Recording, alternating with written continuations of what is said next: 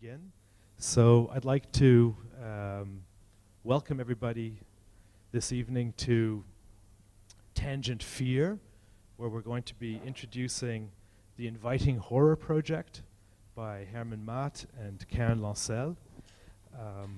My name is Stephen Kovacs. For those of you who don't know, I'm curator here at V2, and it's my pleasure to welcome everybody and to open up this evening on ghosts and horror and elements of fear within our urban and media world. Before I introduce everybody and get the whole evening rolling, I'm just going to say a few words about the structure that we've got here. It might be a little bit unusual for some of you, I suppose for us as well. This is a little bit of an experiment. We've created a scenario where we've invited Hermen, Maat, and Lancel at a point in time within the trajectory of quite a large project that they will be describing in their introduction. And part of this project, as an artistic research project, involves different kinds of trajectories with different kinds of people. Sometimes they're artists, sometimes they're just people out on the street, sometimes they're scientists. A lot of different contexts, in a lot of different places, a lot of different people. This specific point in time for this evening at the Tangent Fear event, they've invited 3 artists whose work relates to the certain notions of fear and problems, let's say, of personal space in their work. And as it is in the kind of haunted world in which the Invited Horror Project takes place, these artists are invited here tonight to take the role as specters, as kind of ghosts within the system. They're sitting in wildly different locations and places and spaces. Just to quickly go through them, at the far monitor over there on the right is Jordan Crandall, media artist, and he's also a researcher, media researcher, usually in San Diego. He has a new project called Homefront, which is playing on one of the screens in the back, and he'll be introducing the work. He's sitting in Helsinki, so he's about an hour ahead of us. Next to him is Jill Magid, who is equally an electronic media artist and a performance artist. She's currently a visiting lecturer at the Cooper Union in New York City, and she is in New York right now at I-Beam, New York City's great art, media, and technology center. Normally, Jill lives in Amsterdam, but as the juggles of travel and so on are, she will be joining us from New York. Over here on the left-hand side, still far too early in the morning to be appearing yet, is Dennis del Favero. Dennis is an artist and a researcher in Melbourne, Sydney, so he's like, I don't know, 5 o'clock in the morning right now. He's going to be beaming in about 45 minutes. Dennis runs the iCinema Center for Interactive Cinema Research in Melbourne, and his project Pentimento is on the interactive DVD-ROM in the back. So what we're going to be doing is presenting the project in its entire context. Then each of the invited Spectre artists are going to talk about their work. The whole structure, the whole scenario is such that the artists can mostly hear us, or at least we hope they can hear us. They don't see us very well. They see the front part of the stage, but it's set up in such a way that that you in the audience can interact with them. You can ask questions, either directly to them, hopefully, if that works, or through us. And on the right-hand side monitor is an IRC chat, which is open, so that the people who are following the stream of the event, wherever they may be around the world, so not just in these 3 locations, they can react to and respond to the presentations and also your questions through the text chat. I will be moderating that so that if discussion goes in a certain way that we want to bring their comments or their questions in, then I will do that. So we're trying this as kind of an experiment to see how best we can link these local and so-called remote connections, and to get as many people who are here and on the outside involved in the events as much as possible. As such, this is the first of a type of event, this tangent type forum, where we want to present artistic projects, artistic ideas, dealing with various elements of media and society, media and technology, which we hope to be doing around once a month. Likely this is the most complex setup of these things. I don't think we're going to try to go down this road for each one, but I'm glad that you could come and also to help us take part in this this experiment. And yeah, I hope that you will enjoy the evening. We have one other guest, a special guest who is, let's say, a little bit outside of this artistic context that the Spectres or Karen and Hermen are occupied with. And this is Marc de Kesel, who's sitting here on my left. Marc is a Lacanian philosopher working in Maastricht at the university there, and he's going to give us a bit of a philosophical context within which this kind of work takes place. So I'm going to pass the mic on now to Karen, who's going to introduce the project. I'm going to take my seat over there at the chat, and when we get towards the end of the evening, we will have an open discussion as well. But of course, then will be also time to have drinks, and you'll be able to take a look at the works of the 3 artists who are on the monitors. The tangent cocktail this evening, for those of you who haven't tried it yet, is the Kiss of Fear. It's a special cocktail made by Eliana, who will be back at the bar, which is black vodka with Red Bull, so specially designed cocktail for this evening. So, Karen and Hermen, thank you.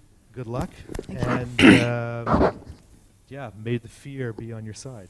So, I'm going to hang on to this mic for now. Yeah. Yes, please. Yeah. I'll grab it. Yes.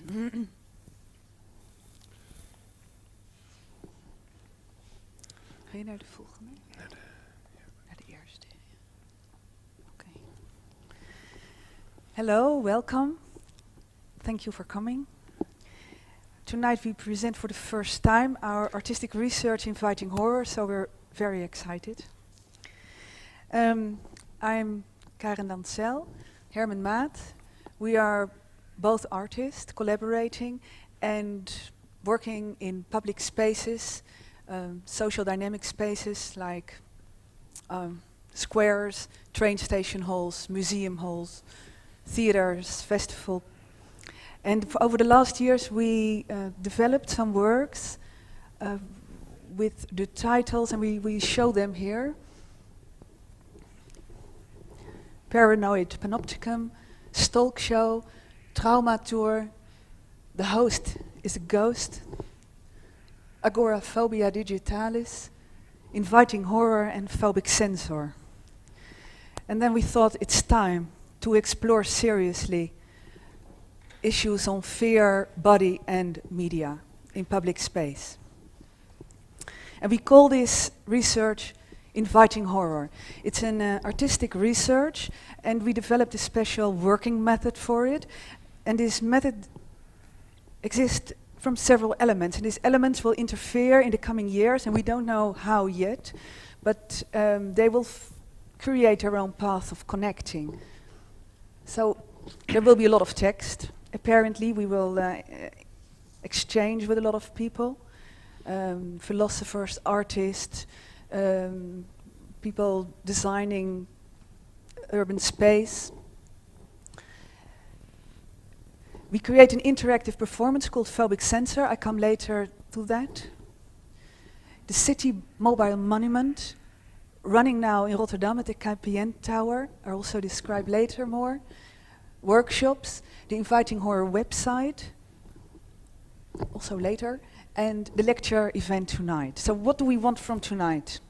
We gave it a start tonight because we first want to have more insight on the psychological structures of fear laying under our behavior, and how can we get some more insight from these models to explore works of art.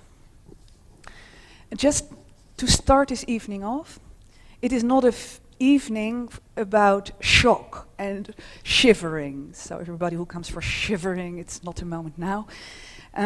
This is about analyzing fear, about reconstructing it, and play and confronting.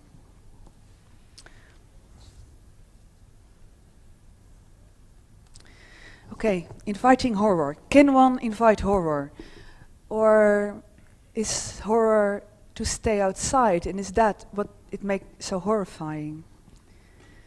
In Inviting Horror, we research phobic censors in the public domain. We research mechanisms of horror, control, and phobic reactions through new communication technology. And the core questions are: how does our communication with others change by the influence of media? How does the social and spatial experience of our own bodies change by the influence of media? And how does the relation with my own body change by a mediated world?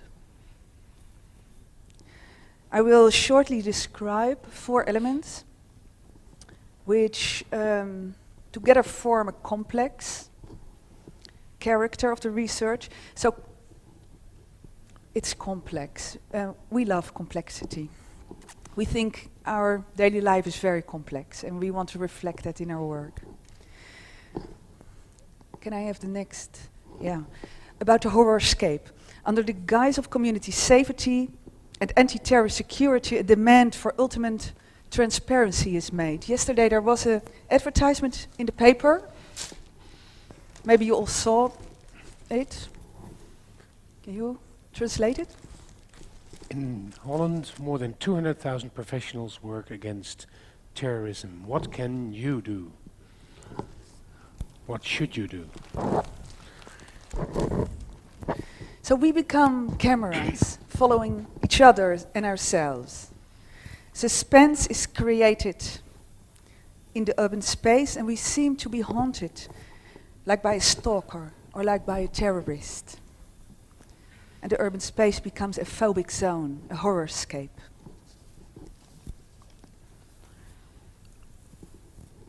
Talking about body, we focus on the body as placeholder of perception and physical memories, like a large archive of stories. And we explore the tension of this body in a world dominated by ongoing suspense. The process of identity, living in a world of projections and reflections. How long can this body sustain a heightened level of alertness? What does constant tension do to our physical system and to the way we interact with each other? Constant alertness, constant waiting for an event which may never occur, can cause traumatic senses of bodily awareness, like paranoia, phobia. So I want to describe shortly about phobic mechanisms. In phobic mechanisms, I hear something scratching. Am I doing it? Oh, okay. It's not me. Okay. In phobic mechanism, and I'm not a psychologist, so I will shortly describe it the way we use it in our work. Fear is externalized and placed into our perception of reality. Someone suffering from a phobia projects an explosive mix of aggression and desire on something or someone outside the self. And then he or she experiences this something or someone as a threat. The aggression might be projected, for example, on a place, realizing agoraphobia, or on another person, like social phobia or xenophobia. And to protect oneself against this phobic object, as it's called, one needs more and more to control these objects of fear one projects on. I think it's clear. So in Inviting Horror, we research a transition from this desire and fear to a social phobia. Phobic sensors in the public domain. We research how mental disorders like phobia, trauma, and paranoia, as a metaphor, say something about this shifting notion of the public space and which role the body is playing in this. And to add to that, from a more general point of view, we want to say we feel the exclusion of fear is a dangerous one. And we want to invite it to show both its horror and its beauty. So we're interested in how to explore these issues on a personal level and how to play with it and how to translate this in art. Can I have, not about shock and awe. Okay, that's fine. So we will use media. Inviting Horror is a research into interactive media art, creating a sensible insight in fear and memory structures, augmented realities, and control mechanisms. Using the movie-related notion of horror, Inviting Horror searches artistic strategies and scenarios in which a transition from desire and fear to a social phobia can be constructed in the live public sphere, whether realized by video feedback, online and wireless communication, surveillance tools, or off-the-shelf technologies. The audience is invited to participate in complex, non-linear narrative structures. They are invited to identify themselves with several roles at the same time.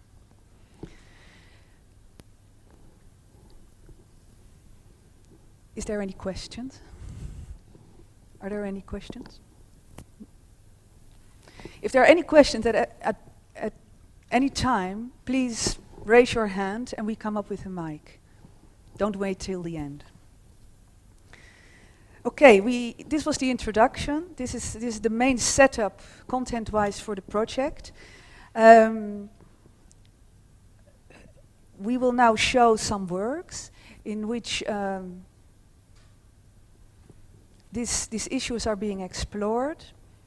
We first will show two works called Paranoid Panopticon and Stalk Show. Works we have been working on some years. I think that is Dennis's work, so maybe you go to the website, yeah. Then Marc de Kesel will tell about the psychological dynamics of Lacan, the way he developed it, and then we will introduce the three artists. Okay, can I introduce now Yeah. Hermen? He will show the Paranoid Panopticon, which is a performative installation in which the audience is invited for a disoriented experience on fear and identity. The Paranoid Panopticon is an installation, interactive installation I made in which you enter and you see yourself in a mirror, but because the mirror is a semi-transparent mirror, you immediately see yourself projected again behind you. If you look back into the mirror, you see yourself live projected and positive as a new character. So your own image, you lose control over your own mirrored image. The image is recorded and played back. So you all of a sudden find yourself in a scene with an actress as an alter ego. The script line is developed along the lines of Echo and Narcissus, where you are placed in the role of Narcissus and are in the end dissolving in the medium and are suicided in that sense.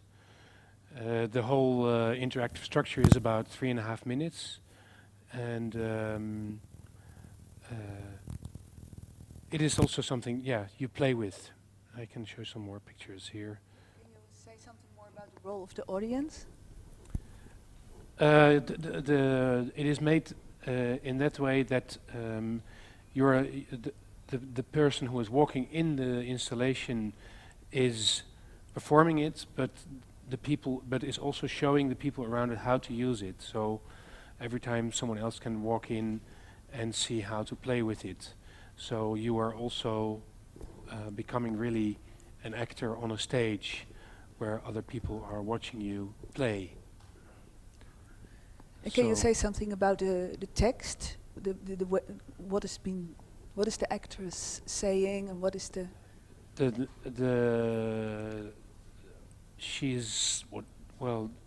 It is a very short dialogue on identity and who are you? Are you really looking? What are you looking at?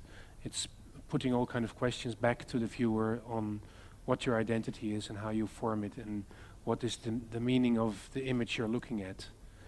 And is it real or is it not real? And is it you or is it not you? Or is it something you are created in your head? And what is the point where you can meet in that sense? Yeah. Okay. Okay, let's show Stalk Show. This is Karen's work, and we collaborated a lot on this. This is the Stalk Show. The Stalk Show is a... Welcome. Another ghost, I expect. Yeah.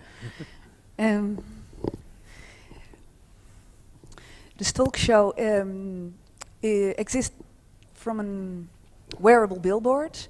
The billboard is carried on the back, and inside the billboard is a laptop. The laptop has in the laptop are scripts you can enter. So these scripts, they come from a former work called Agoraphobia Digitalis, in which I created an isolation pillar, which I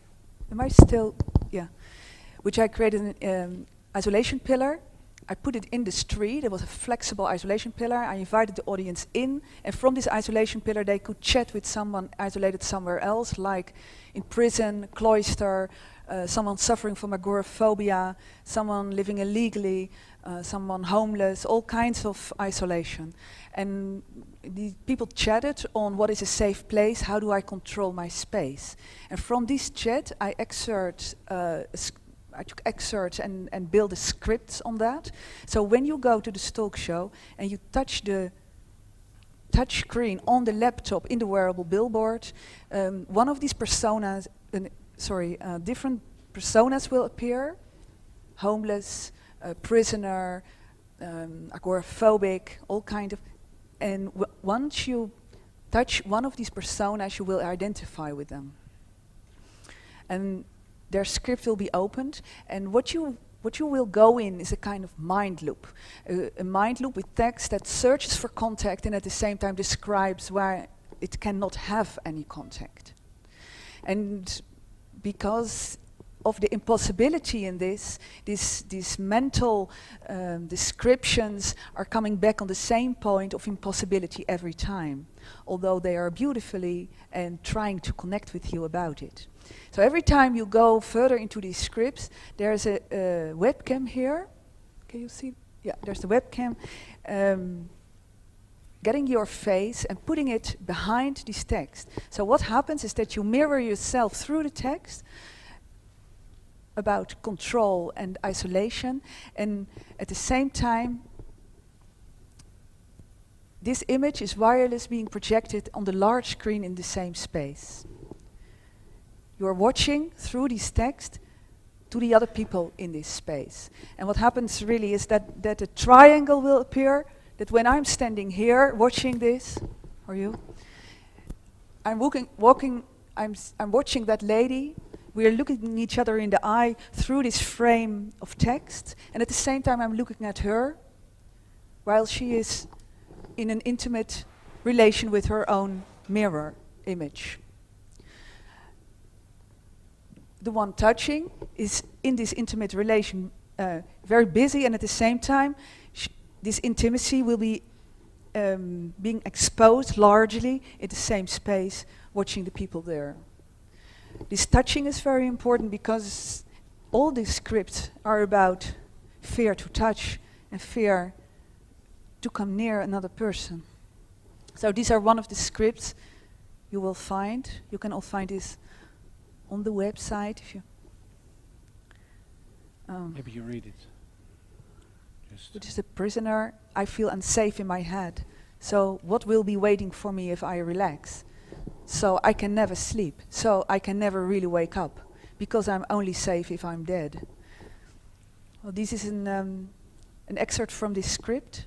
And what happens is that every time someone else goes in the script, they take over these stories. So what I find important is that you experience that while the stories goes on, different people are carrying the story. They carry it on. It's not an individual story. It's a it's a collective story. Okay. Then we go. Yeah. Then we To go Marc. to the inviting horror. This Oh, one yeah. again, right? Can you No. go there? To the main thing.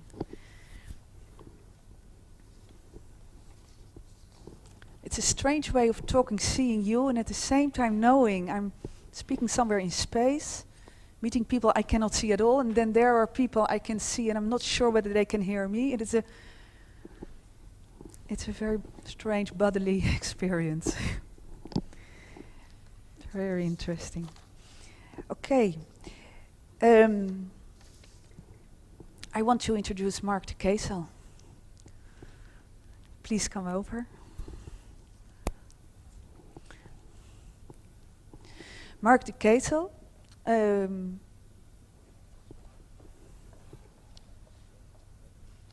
Lacanian philosopher and researcher, Jan van Eyck Academie, Maastricht, will talk about the violence which is inherent to people and the incapacity to deal with violence lucidly. That is an entrance, yeah. Careful, I don't know.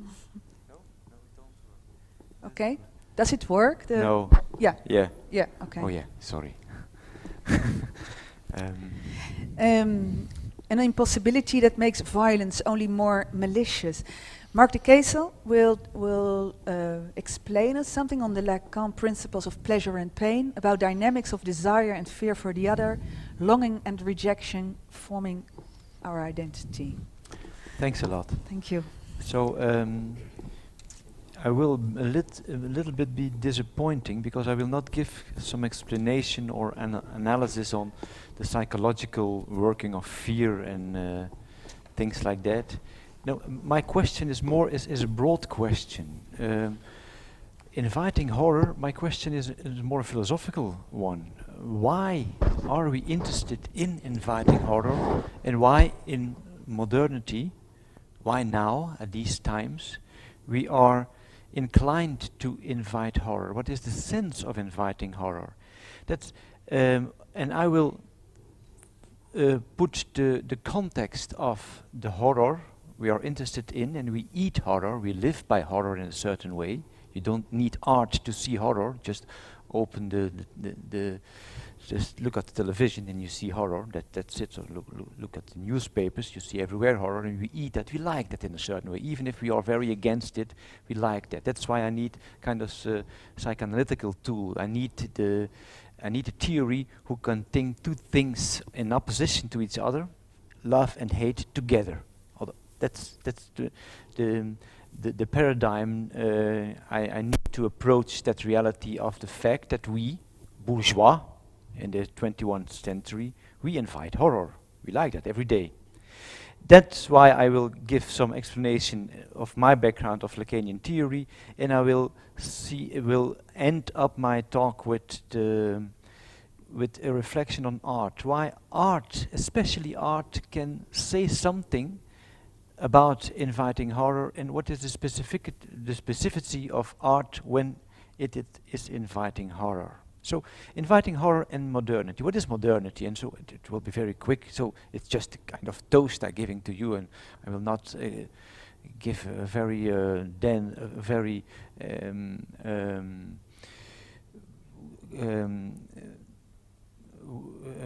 an explanation which is worked out. I only give kind of impression of it. But modernity, one can say, is the experience and the definition of man as infinity. We have a kind of the modernity begins. That's my first point, with the Kantian caesura, as I call it here, that man is no longer bound to the real things. That's our freedom. It's with Kant that the reflection on freedom has lived a kind of the paradigmatical shift that we have left behind, the fact that we are based in reality itself.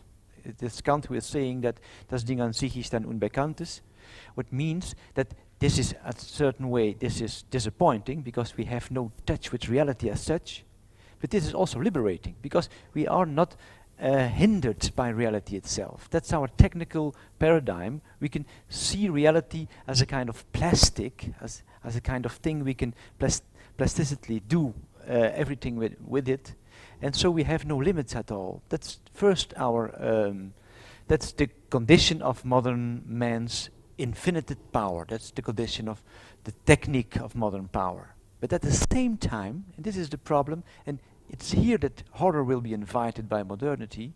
At the same time, modernity is finitude.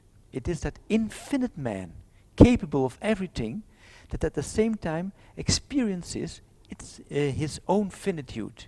The limit of modern man is not before him. The limit of modern man is in a certain way man himself. That's what in a certain way the stock show is about it. I want to see myself, and I see myself seeing, and I'm skipped. I'm out of that. The point where I can meet myself is a point where I'm losing myself. The limits of modern man, his infinite power, is man himself. What does that mean? That means that we have met our finitude precisely in those experiences in 20th century when we meet no limits at all, and the example par excellence is the nuclear threat, the fact that we can make a bomb.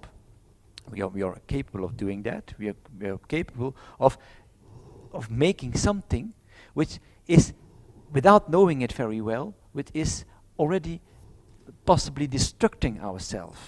That's our limits. So our limitless power has forgotten that it's about us.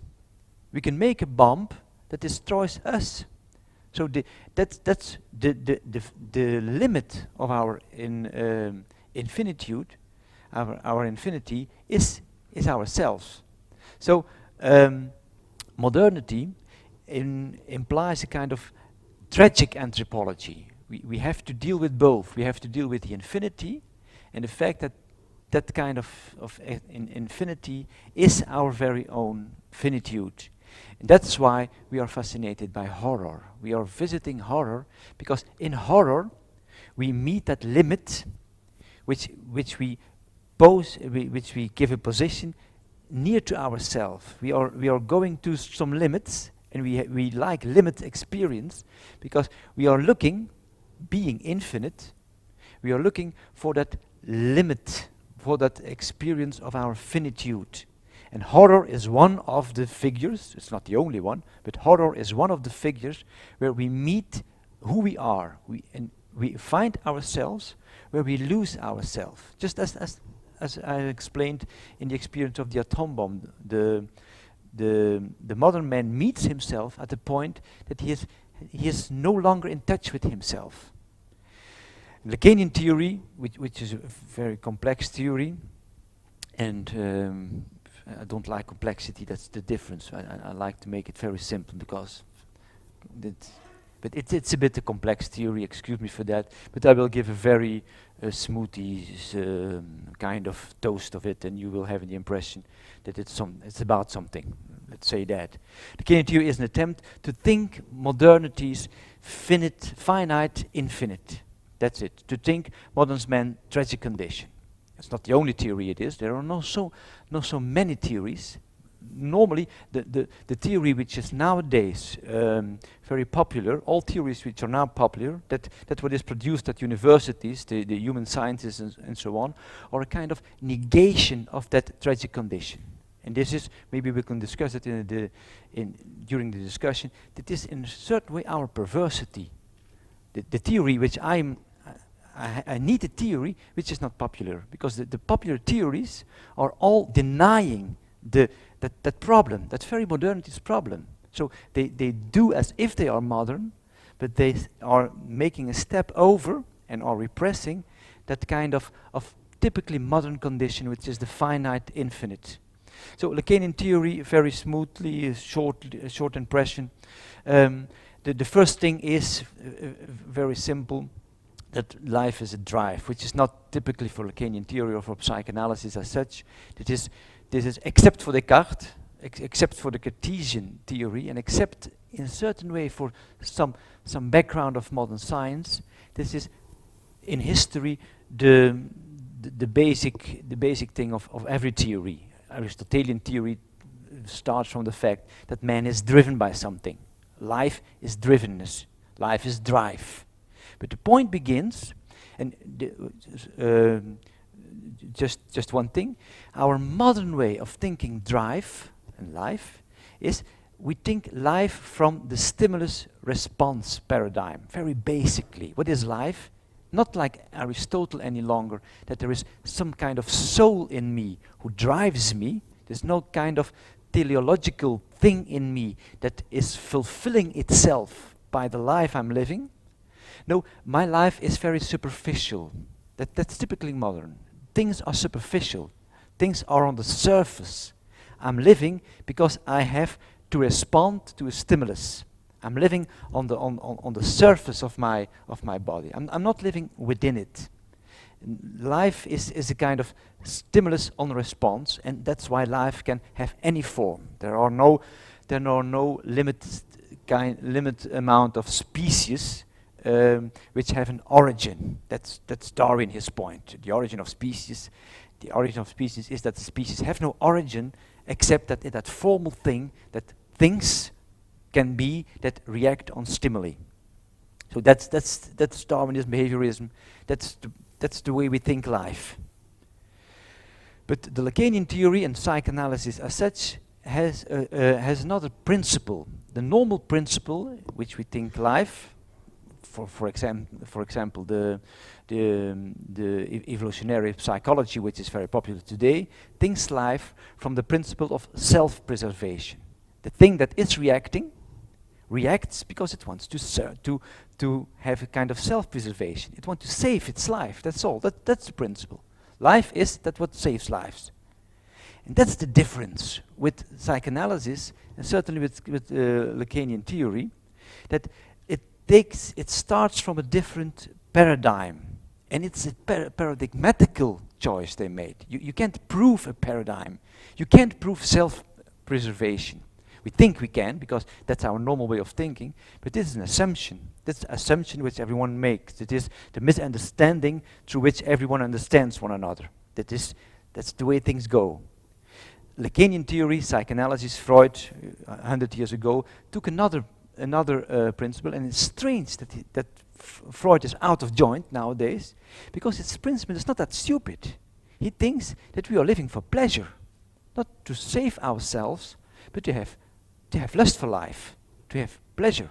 That's Lustprinzip. And that principle is another principle. That means that principle is playing with life. And that's what in psychoanalytical theory is called the polymorphously perverse condition of life. That means that the baby reacts to a stimulus but plays with it. It just, when it is sucking at the breast of the mother, the paradigm is that it does so not to feed itself, but for the lust it has, the pleasure it has, by doing that. And it's a gap between life and the point from where we are living that life. That gap, in that gap, there can emerge an amount, an infinite amount of what we are doing with our life. We can suck everything. We are suckers in the normal sense of the word, in a certain way. There's nothing we can't suck. And even if we don't feed anything with that, we like to suck.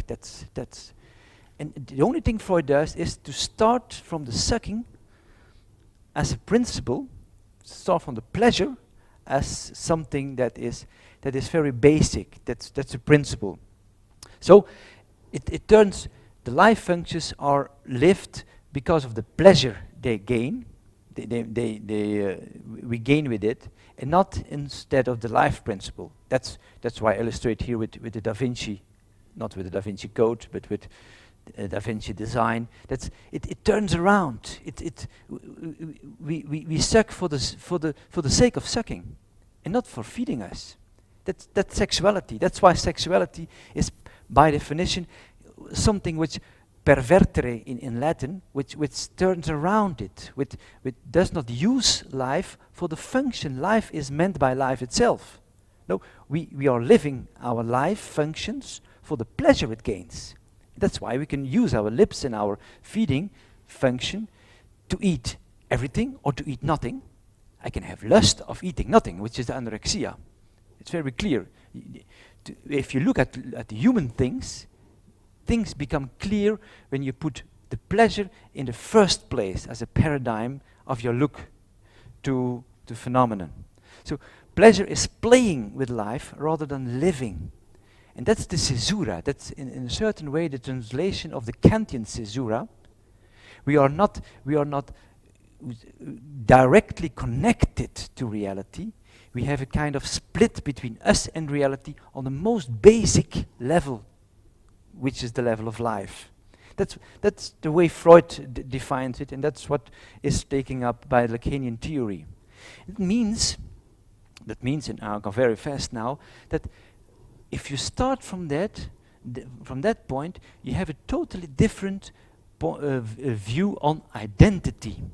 That's typically Lacanian theory. That's what Lacanian theory is very useful nowadays, because that means that my identity, and identity is a political political thing we use in social space and in politics and so on. It's something that we think it's real, but typically for the Lacanian theory, identity is not real. Identity is something we construct. We construct everything from the fact that we are split from it and we are playing with it. And in a certain way, our identity is the result of our play with life. That means that such thing as a real identity doesn't exist, which is very interesting if you look at the political phenomena of identity. There is no real identity. And then I give a short impression of the way Lacan sees the emergence of identity, the emergence of the subject from that libidinal pleasure being, that pleasure animal that human life is starting from. the starting point is, and here we for the first have a kind of fear already here, in that, because the point is, if pleasure is the principle from which we live, then there is no direct link between us, human beings, and reality. That means that in a certain way we don't want to see reality. In a certain way we don't want to, we just want to have pleasure from reality, and so we are not interested in reality as such. We are only interested in the pleasure we have. And what does the little child being born?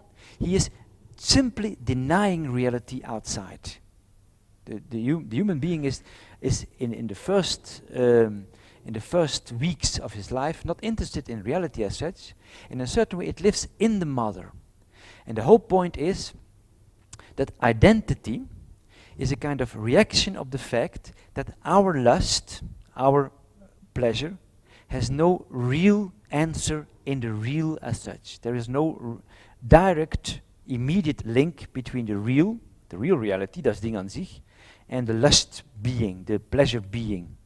And in a certain way our identity is a reaction against it, is a construction we made, and a kind of autonomous imagination. And this is typically Lacanian, he has seen that. This is also very Kantian, that there's a kind of autonomous status of the Einbildungskraft, Kant would say, of the imagination. We imagine life, and we really want to bring our imagination back to reality. That's what modern science does, and that's why psychoanalysis and Lacanian theory is out of science, because they say that we can't do that. You can't bring imagination back to reality. We are living in an imagination culture, and that's our reality. Imagination is our reality. Even our identity is a result of our imagination. That's why there is a split between the child, at the one place, that little thing, the C is for the child. The child is living in the other, and the identity begins. The search for my identity begins when reality comes in between. That is but by perception. So in a certain, that is strange to say, but in a certain way perception is not the very point of our relation to reality. We don't want to see reality, we want pleasure from reality. And it's because we have no direct link between us and reality. That means that reality as such is unpleasure. Reality as such is negative.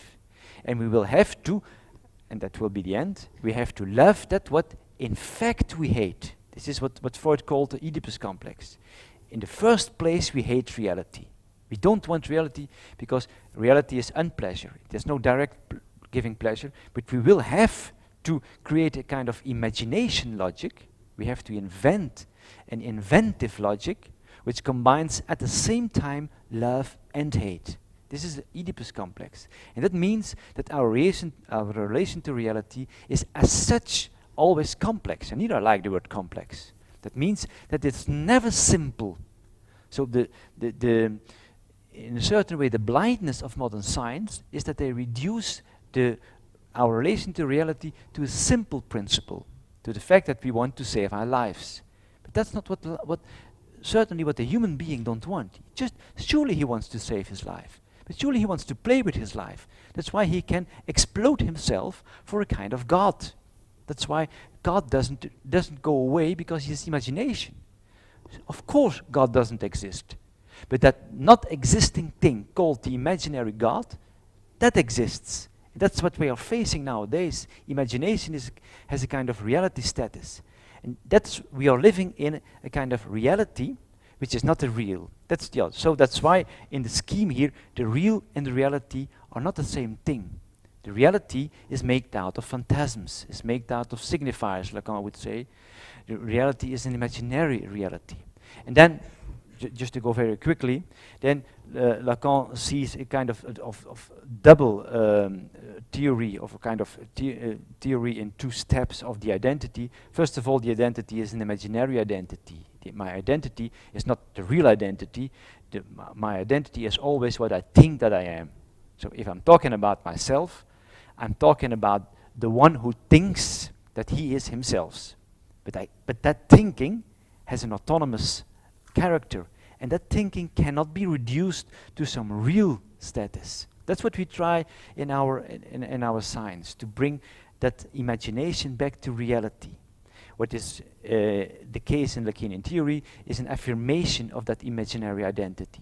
That means that the child who is nothing at all sees himself for the first time, and this is very known, this is the mirror stage in Lacan, that the first emergence of identity is not with the child itself, but is in the mirror image. Before the 6 months to a year, the child goes to the mirror, sees something in the mirror moving. It crawls to the mirror. With his hand, it does like this. It causes pain because it comes to the mirror, and then this is unpleasure, and it goes away. But at a certain moment, 8 months, 9 months, 6 months, there's kind of what the psychology calls the aha-erlebnis, kind of emergence of the identity. It sees itself as one corpse. It sees itself as one body sticking together, and that's the emergence of identity. But that means that identity has its origin not with the child itself, but with that image, that imaginary image in the mirror. And that's why the other is defining the I. I is another, to quote here what Lacan often does, to quote the famous phrase of Arthur Rimbaud. And in the second place, in the first theory, Lacan thinks that we are all in a certain way paranoiac. We have all kind of imaginary image. That's why the madmen are so clear to us. They show us what we can repress, that we are living from the point outside of us. We are not living in our side. We are living outside of us. It's a kind of affirmation of that superficiality of modern approach of life. My identity comes from outside. I think I am Napoleon is in a certain way clear. It clarifies that in a certain way when I say I am myself, that I is the result of an identification with another. I is another. And Lacan in the second theory, which is the most famous theory in the 50s, will purify that and will complexify that a bit by saying that we are not just an image.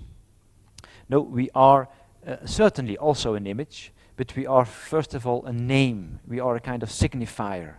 We identify ourselves with the name we are, and that's why we can so smoothly slide in reality. That's why we can change our identity year after year, time after time. We can change our identity without changing it really, because we can simply use one again and again other signifiers, other words, other stories to fill ourselves in. That's why I is another. And that's the point. Let's say that here you see kind of split subjects.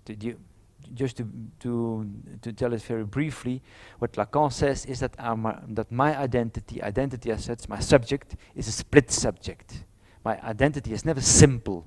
I am never simply myself.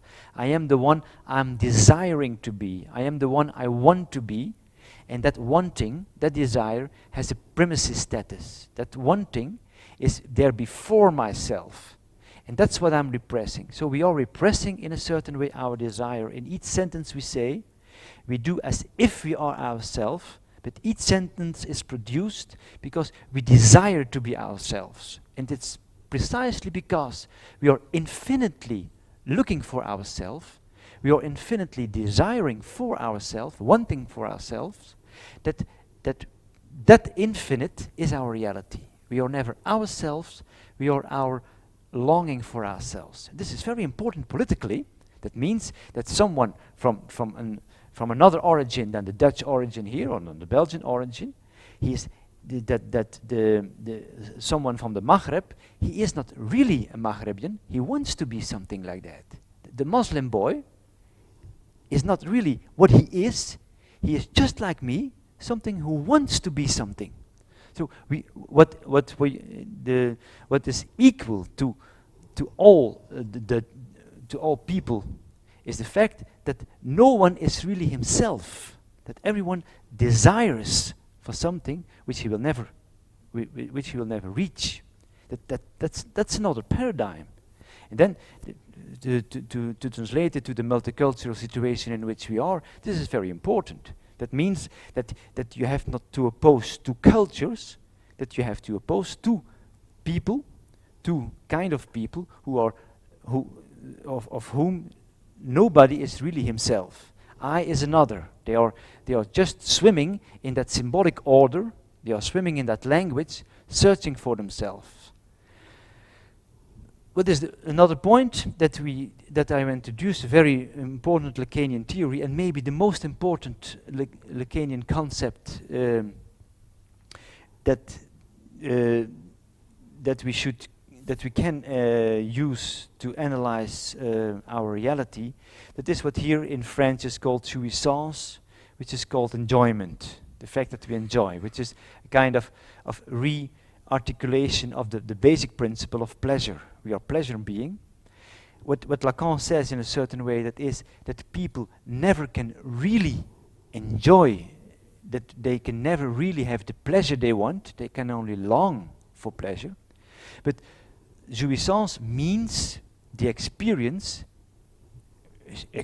which exists, that people can experience that they are without any lack, that they are without any feeling of not being arrived somewhere, but that they can be where they want. This is the kind of jouissance, the kind of enjoyment experience.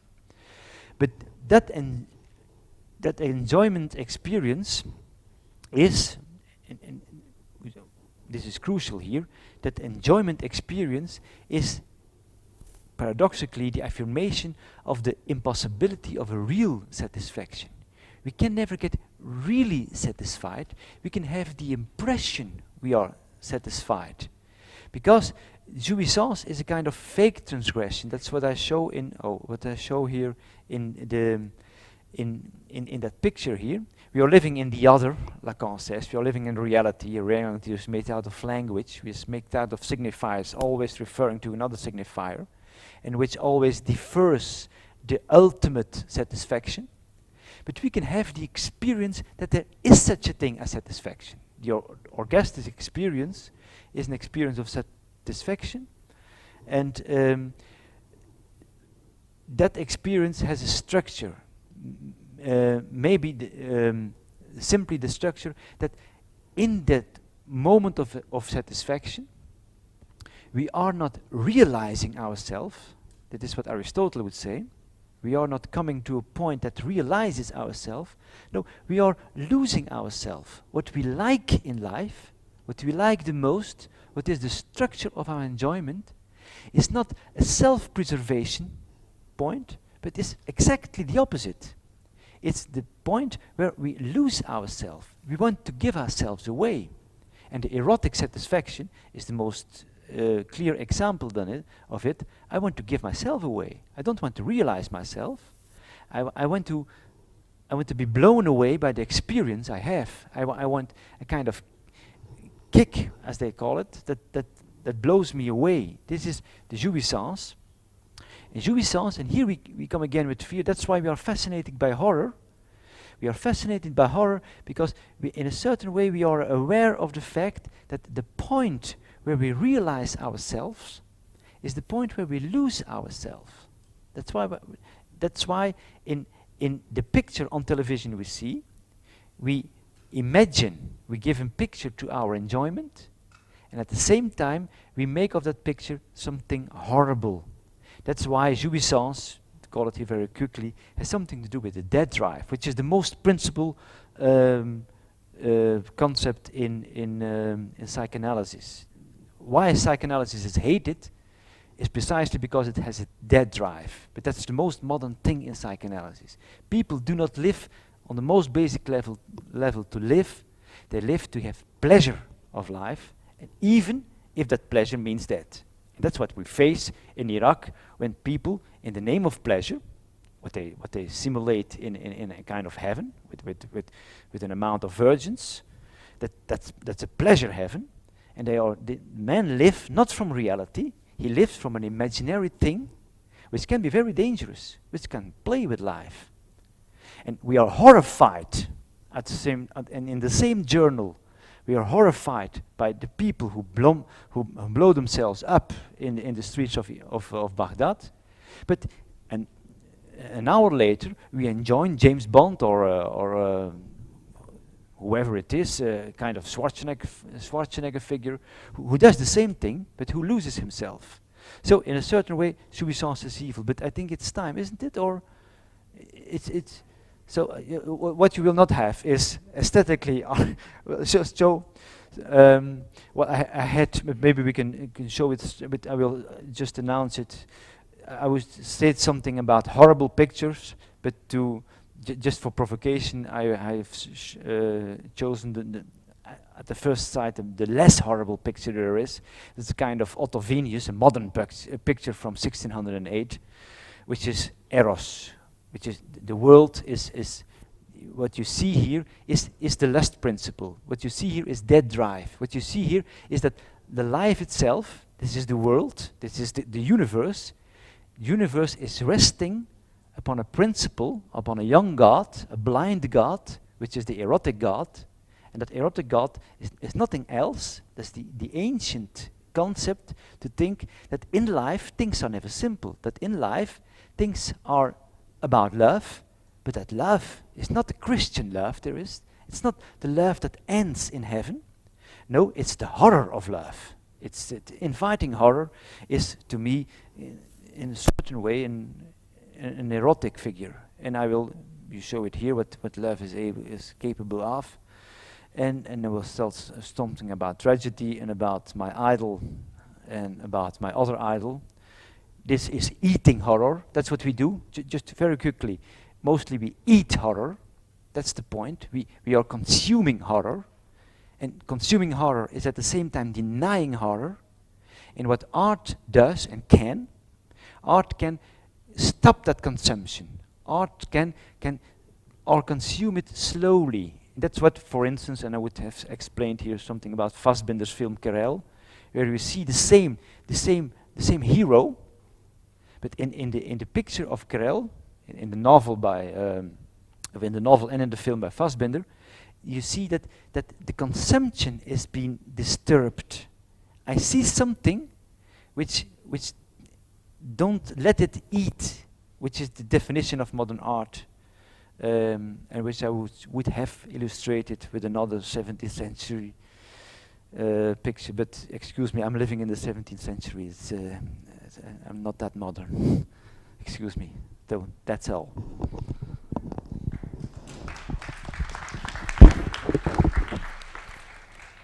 Thank you. It is. Shall I give time to you?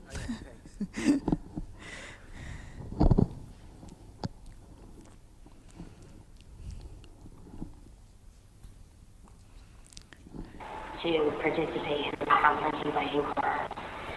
And for my presentation, I'll give you a little bit of insight into my practice, and I'll be showing a few clips of videos of some works that I've done that relate to this topic.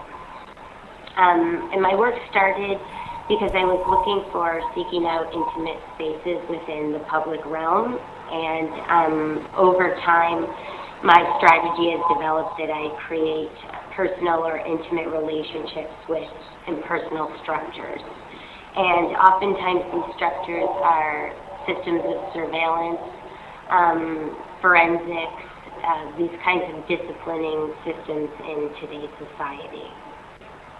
And usually the systems that I choose to work with are functioning at a distance.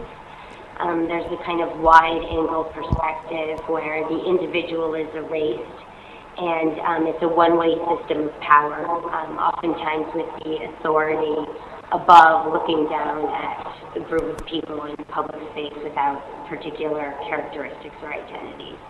And in my own work, I'm interested in the potential softness or the intimacy of these technologies. And I use the qualities of the system that are built into the system to create a kind of poetic experience with them. And to do this, I often submit myself or my own body as a tool to these systems. And so in this topic of inviting horror, I would say that my relationship with that concept is to embrace the system and to bring the system down closer to my body and interact with it on a very personal level. And my initial encounters with public surveillance systems were done as interventions.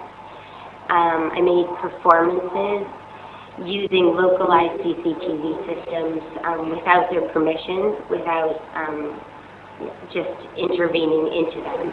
And I found that it was possible to do this by using my own kinds of systems. I would just get surveillance cameras or transmitters off the internet and spyware, and found that it was pretty simple actually to kind of take over a larger system and insert myself or my body into it. And I also want to say that when I started using surveillance, it was actually for the aesthetic qualities of surveillance and the potential to be able to see into spaces that I couldn't otherwise see without employing them. So it wasn't initially a political position, but much more about an aesthetic one and an intimate one, and finding space, finding a kind of personal space with this kind of system. So I'd like to present Lobby 7. Now I'll explain.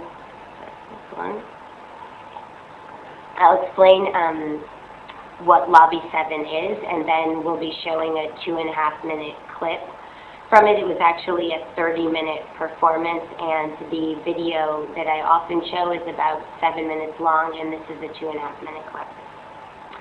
And Lobby 7 was a piece I did in graduate school at MIT.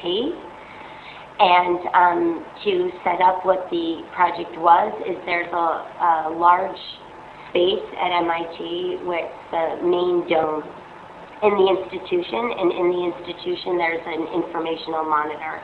And in the informational monitor, it's always black and white, and it just says today at the Institute, and it introduces through text the information of what is happening at the university during that day. And without permission and by importing my own surveillance technology, very basic, lipstick, small handheld camera and a transmitter, I interrupted the normal broadcast of that informational monitor and inserted myself into that system. So maybe it's a good idea now, Karen, to play the clip, and then I will explain it a little better after you see it.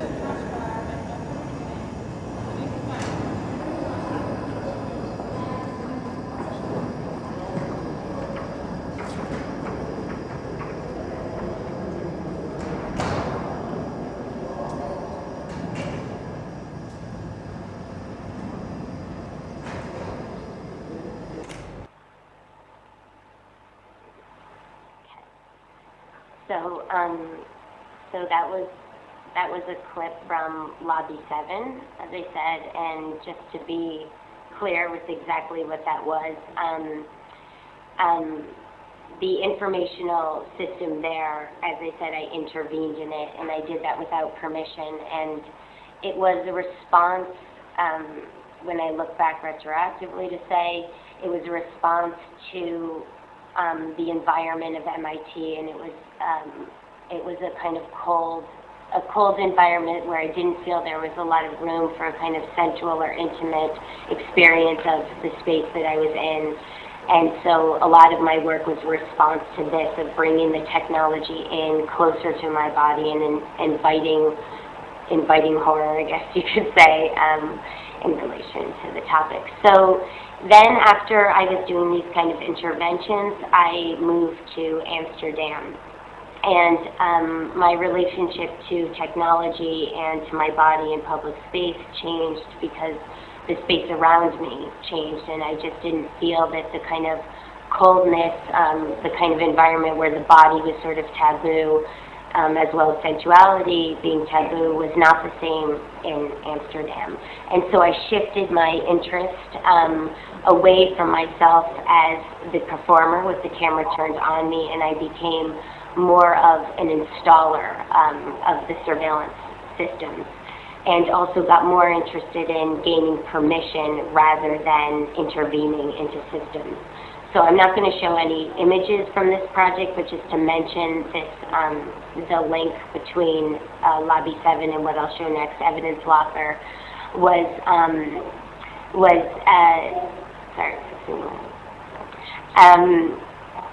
that I shifted again my perspective towards the surveillance camera as an image and as a representation of power. So I was focusing on the surveillance cameras in the city of Amsterdam, and specifically with those at the police station, at headquarters of police in Amsterdam. And I positioned myself as the installer of System Azure, which was a project in which I covered surveillance cameras with fake jewels, highlighting their relationship in public space as a kind of icon of power, like the surveillance camera as a gargoyle, you could say. And through this experience, I had to, of course, gain permission from the police to be able to cover the cameras with these jewels. And not only did I get permission from them, but they actually hired me and paid me to do it. And this position of not saying I'm an artist, but taking on a role, became a strategy of mine, because I found often when I said I was an artist, these kind of authorities wouldn't take me seriously. So I positioned myself about the quality of what I wanted to do and let them name me. So the next project I'm going to present is a kind of mixture of what I did with Lobby 7 and what I did with System Azure. So I put myself again back into underneath the camera, but again gaining permission from these systems. So the project is called Evidence Locker, and Evidence Locker took place in Liverpool in the UK. And to kind of set the stage for what this project was, it's important to know that Liverpool has one of the largest surveillance systems globally. And when I started researching into the system of Liverpool, because I was invited to do a project there, I found out that the surveillance system comprised of 242 cameras that were in the city center, spread out and watching the streets, the public spaces. And the way the system worked is that in real time for 24 hours, the cameras would record the entire city, and that was stored on a main computer. And then after 24 hours, it would the system would collect the time-lapse images from that day, and they would hold it on the IBM computer for 31 days. So this information of the city, the kind of entire city, was memorized and recorded for 31 days and kept onto the system. And the natural way that system works is that every 31 days, that day falls off the system and all of the information and the recordings are erased, unless somebody writes a subject access request form or the police write a document. And what this document would say is that a person was in public space, this is what happened, there was a crime or there was an event, there was an incident, and this is where it was. And they would send that into the police, and the police by law had to save that recording to an evidence locker. So when I found that out, I wanted to use this system to create my own evidence locker. So I went to the city of Liverpool for 31 days, which is one cycle of memory.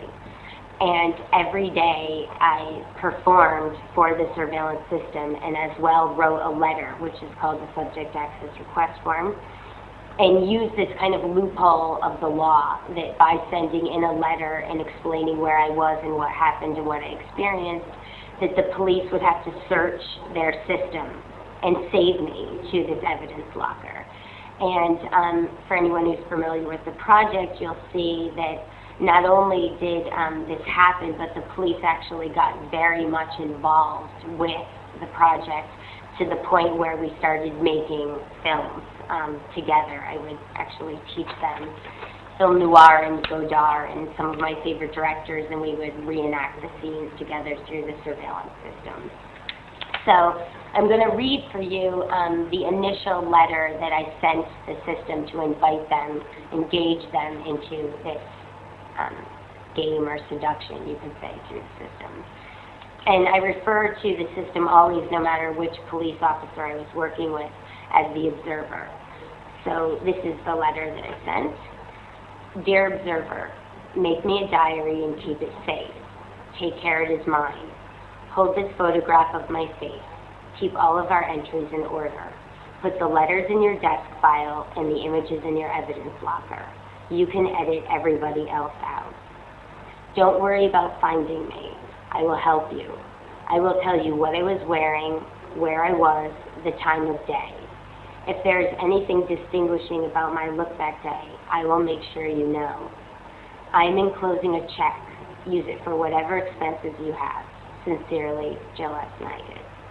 Maybe it's interesting now to play the clip. This is Control Room that we're going to play, which was a large 2-channel projection, and I edited, by the end, I should say, of my 31 days in Liverpool, it's playing right now, but by the end I had 13 hours of police footage, and this is some of it that I edited together, and I'll just let it play now.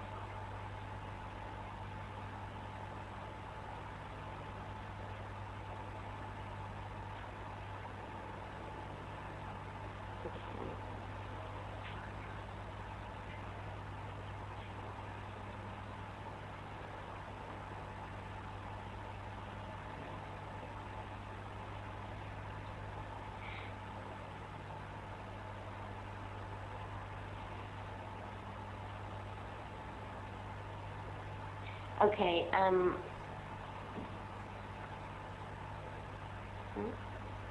Jill, can you hear me? perhaps it's okay if I talk over the clip because this is the whole evidence locker, it's not the clip. So I'll just talk over it.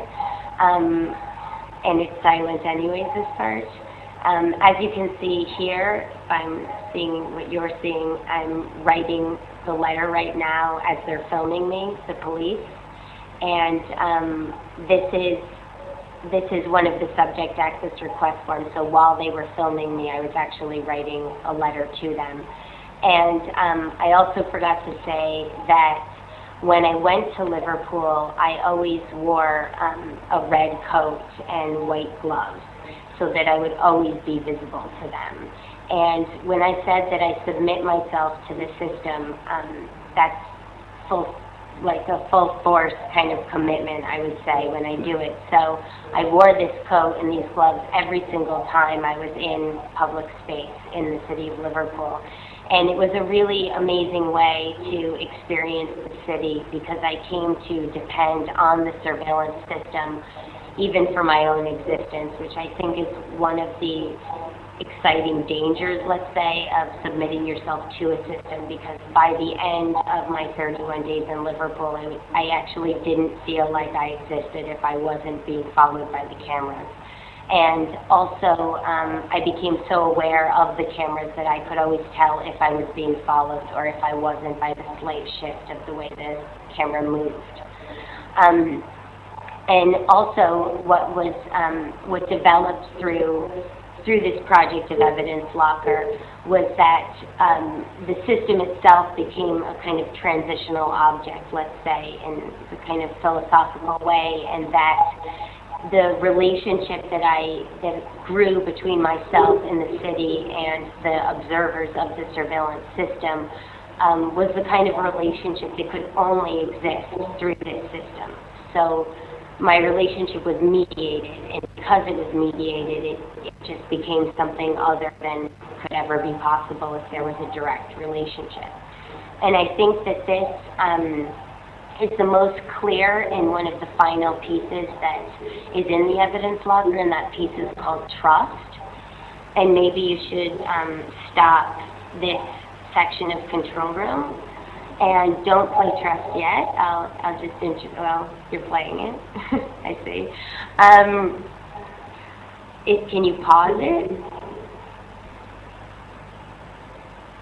And it's also in the middle of it. Okay. Well, I'll just introduce the clip.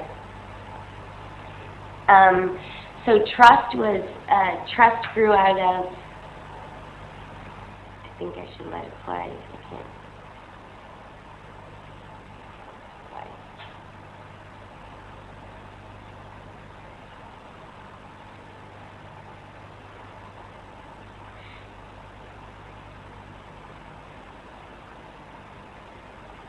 Can I pause it?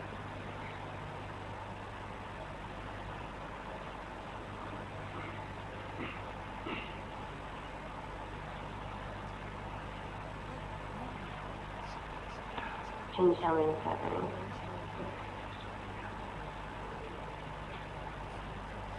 You want us to pause it, Jill?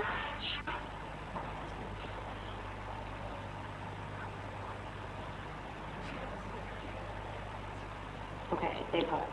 I think you paused it now, so you just saw part of trust, but I'll introduce it a little so that it makes sense. This was towards the end of the 31 days when I was in Liverpool, when the system had become just really part of, I would say, my body as well as the institutional body of the police. And when I started getting very comfortable that the police were watching me all the time, I started trying things out. So there was one point when I was in public space, and I knew that all the cameras were watching, and it was a very crowded intersection, and I stood there and I closed my eyes. And later on, when I went to the police station to talk to the police, they said to me that it was a really scary moment because they couldn't tell me if I was safe, and they knew that they were watching me, but something could happen. And I thought this was a really beautiful moment, that they actually, by themselves, realized the fallacy of the system, that although it's meant to be securing space, that they actually realized that it was a one-way system and that they couldn't speak to me and they couldn't really keep me safe. So I suggested that we introduce another component to the system, and that I have a microphone and a receiver behind my ear that only they know about, and I hide it in my hair, and that they can speak to me and tell me when I'm safe. So trust developed from that incident. So when the system was set up and the police were talking to me, I suggested that maybe I close my eyes and that they lead me blind through the city and become my eyes through the system. And so for me, I would say that was the climax of the piece, because the system was really transcended and exploded. Because once you can actually speak and it becomes a two-way system, the system isn't necessary anymore. So I think that's probably the best way to end it. And I've been working on other projects as well that lead from this, but I would just sum up in saying that, again, for me, inviting horror is a way of submitting myself to the system in order to experience it in a sensual and intimate way. So thank you, and I'll move on to the next people. Thank you very much.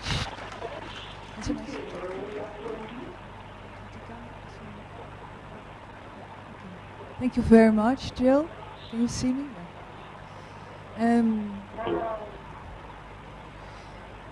Can you hear me? Now I can. Okay. Could you, for a moment, say a little bit more about what the camera is as a role in your work? Is it another? Is it yourself? I think you asked me what is the role of the camera in my work? Yes, if you would describe it as a persona, how would you describe it? Can you describe it that way? Can you repeat, can you repeat that one more time, Karen?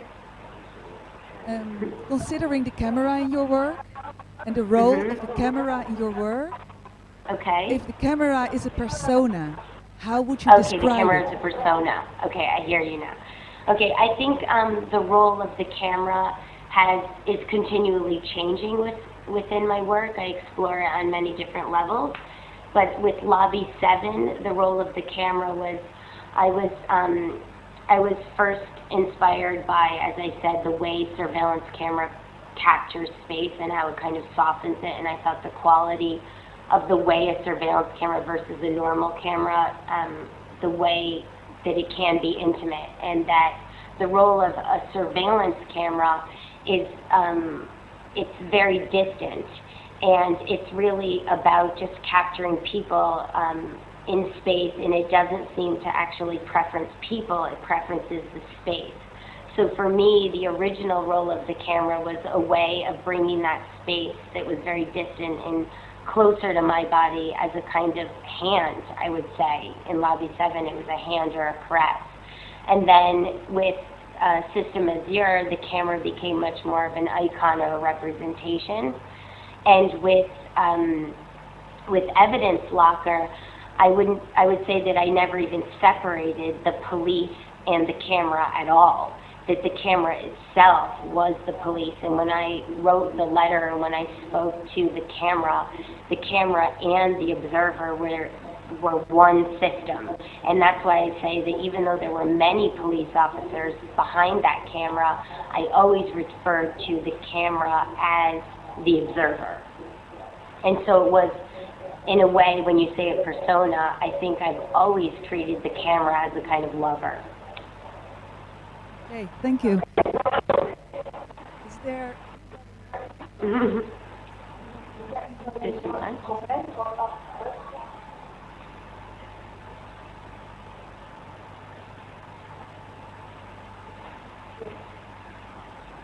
Is there anyone who wants to ask a question, comment, tell a story, react. I can, yeah. Okay, the audience is speechless. So thank you very much. Thank you. Thank you, and please be with us. And then I will introduce now Dennis de Favero. Welcome, Dennis. Can you hear me? Was it really? Welcome in V2. I will first introduce you and then invite you to present your work. One moment, please.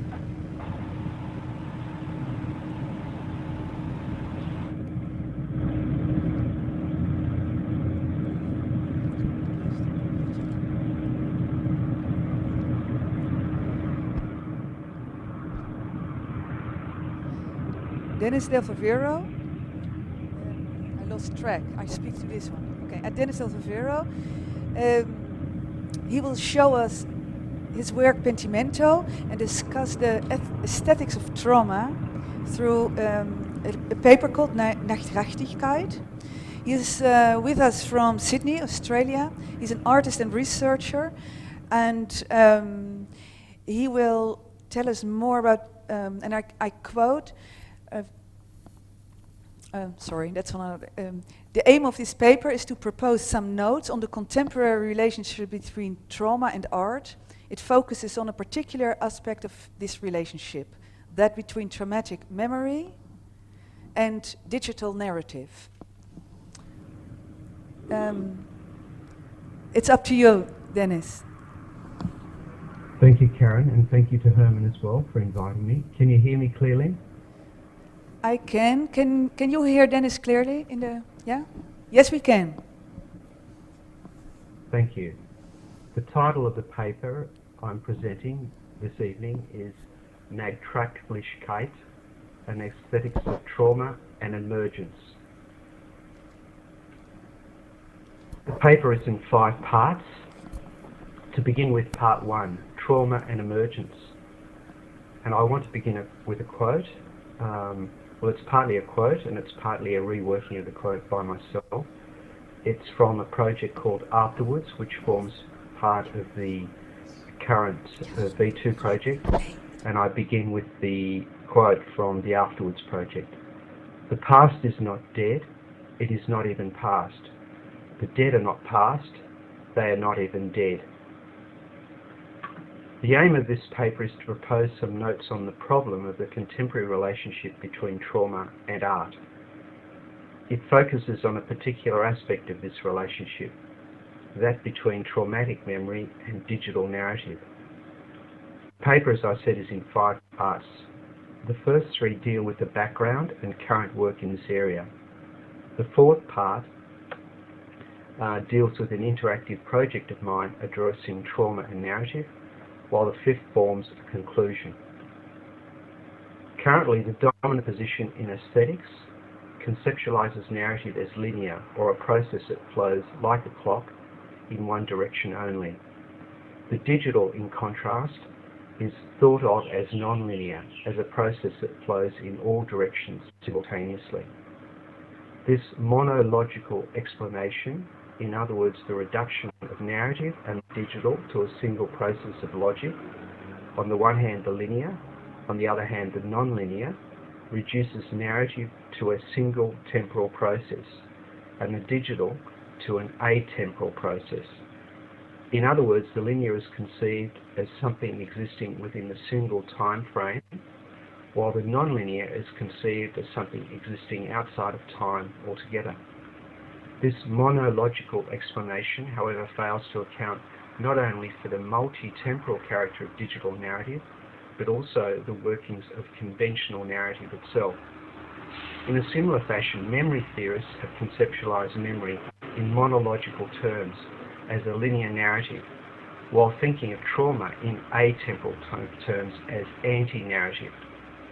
Pierre Janet, the 19th century French psychiatrist who did so much work on trauma, established this binary opposition when he argued that in the normal course of events, experiences are processed through cognitive forms that enable them to be assimilated into narrative. Memory is thereby conceived as an experience translated into representation. Traumatic experience, however, resists such translation.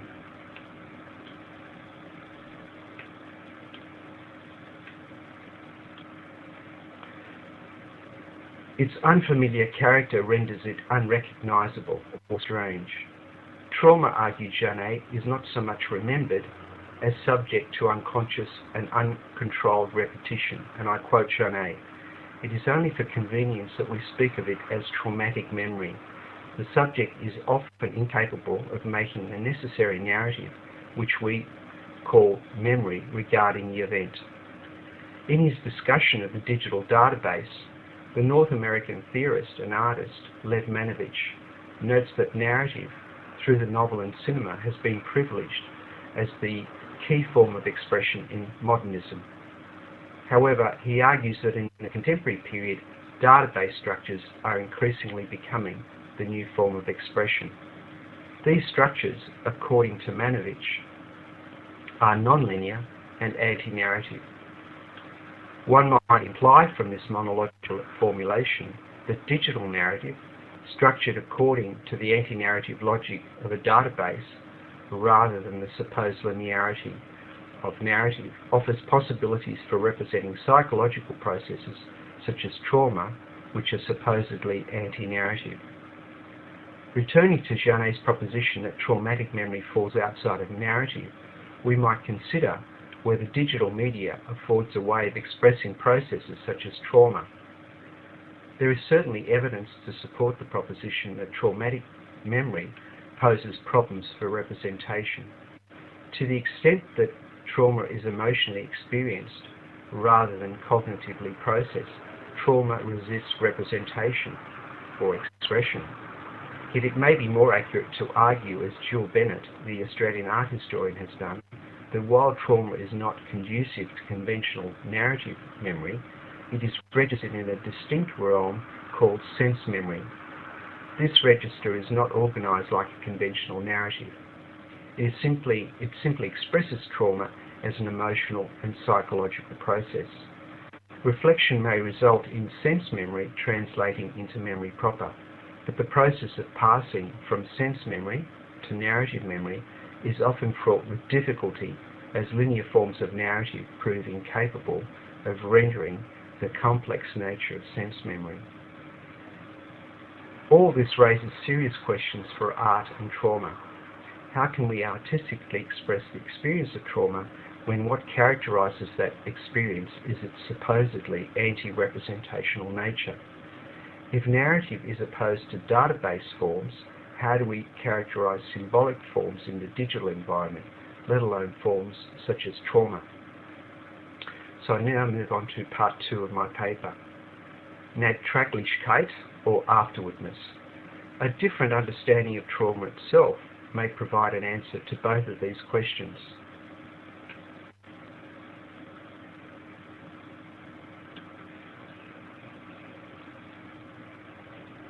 And help us understand how meaning is organized in trauma and in symbolic forms such as digital narrative.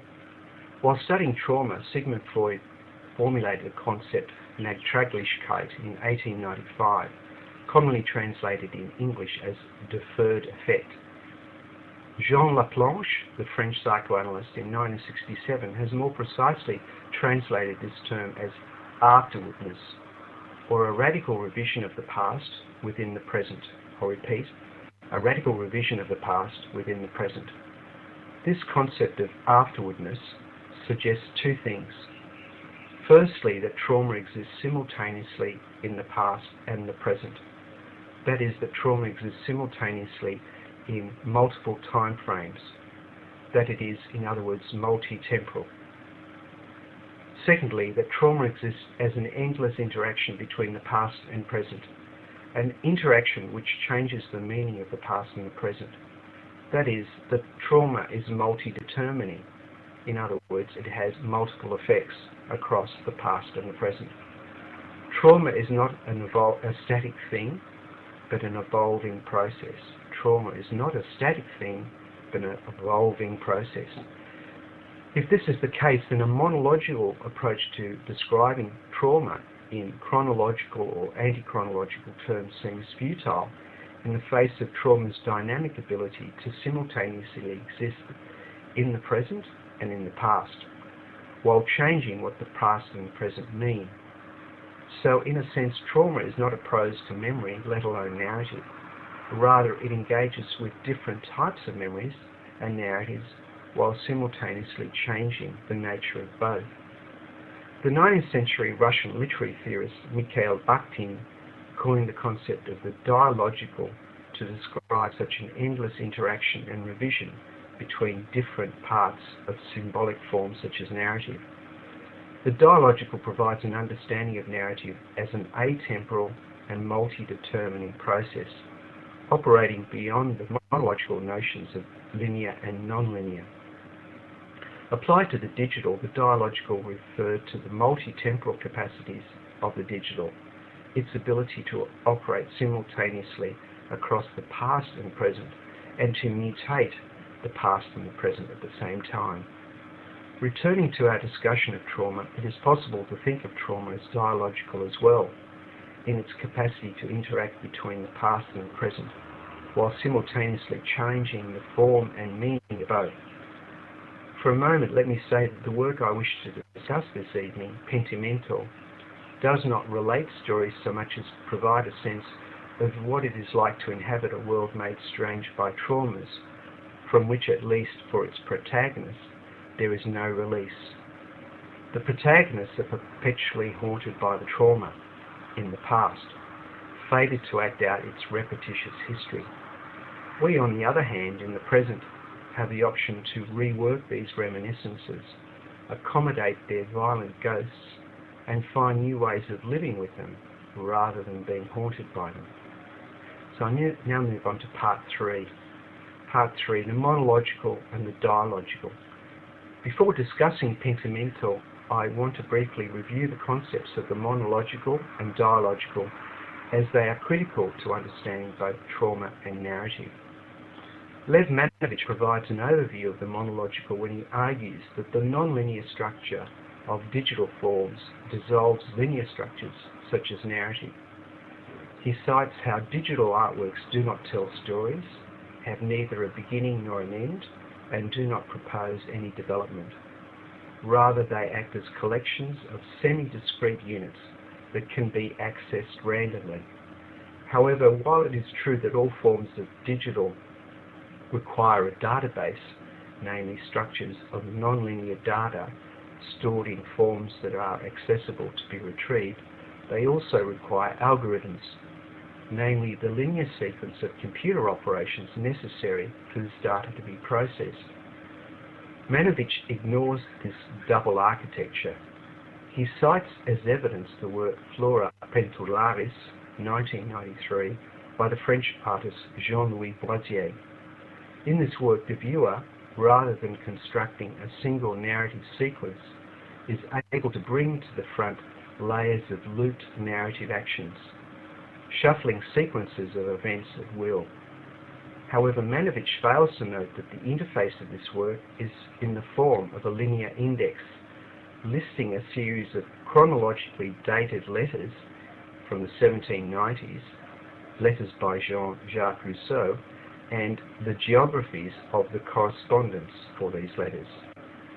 So while the database content of the work, the looped narrative actions, can be selected in an arbitrary, non-linear manner, the algorithmic operating system, the narrative index, works in a linear manner. In contrast to this monological approach, the French philosopher Gilles Deleuze extends Bakhtin's concept of the dialogical in his theory of cinematic architecture. Using the image of a tree, the cinematic is defined as a double architecture, in other words, as a double space of time, a trunk-like hierarchy and a root-like mesh.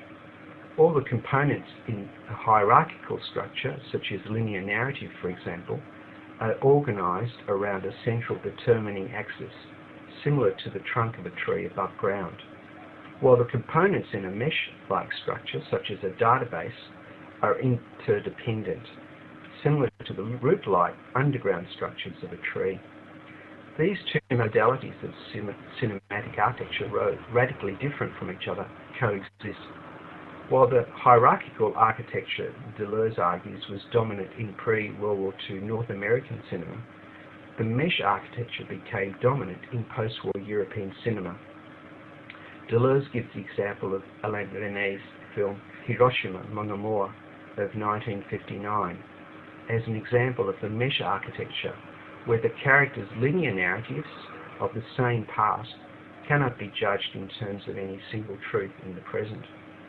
Although the individual narratives are linear, there is no linear hierarchy of narrations that can enable the viewers or the characters to make a final judgment as to the truth of any of the narratives.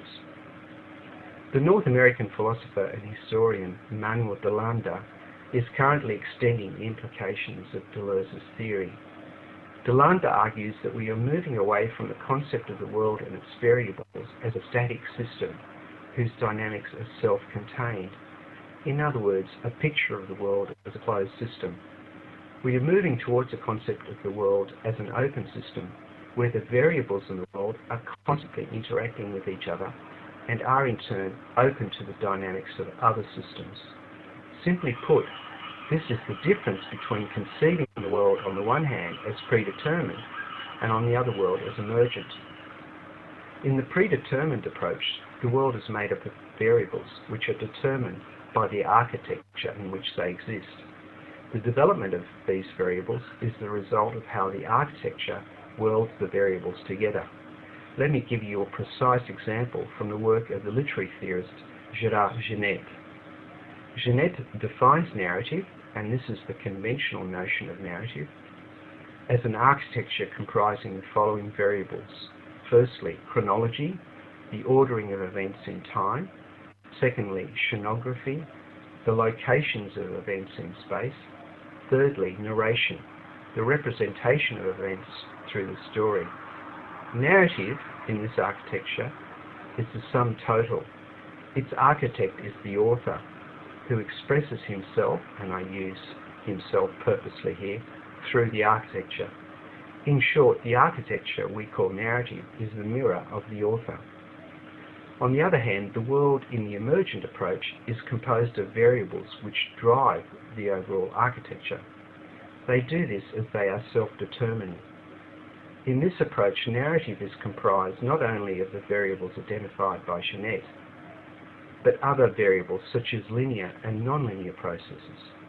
These variables are also open to other processes, such as the digital and artificial intelligence.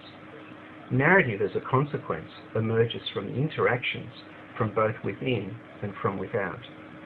In short, the architecture we call narrative emerges from the interaction of these variables. Narrative and trauma in this approach become the result of transactions between radically different variables, such as the linear and the nonlinear, the present and the past. Narrative and trauma in this approach also question the whole framework of representation. I won't go into this questioning at this point, but I'm just noting it. So I now move on to the work Pentimento of 2002. Pentimento is a 4-screen interactive video installation and DVD-ROM in which the narrative is organized using a mesh architecture. So could you please play the installation version of Pentimento at this stage?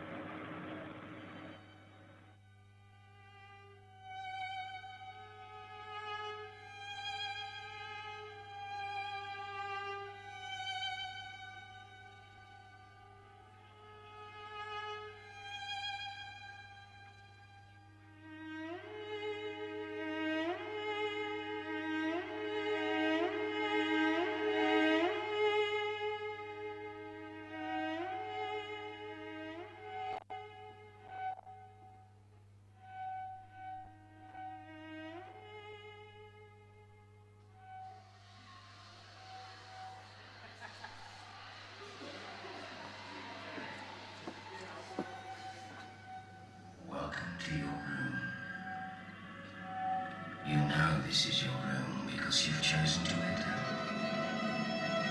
Do not be afraid. I'm frightened. Do you like me as I see myself? When? She's going to see your body. Don't touch me.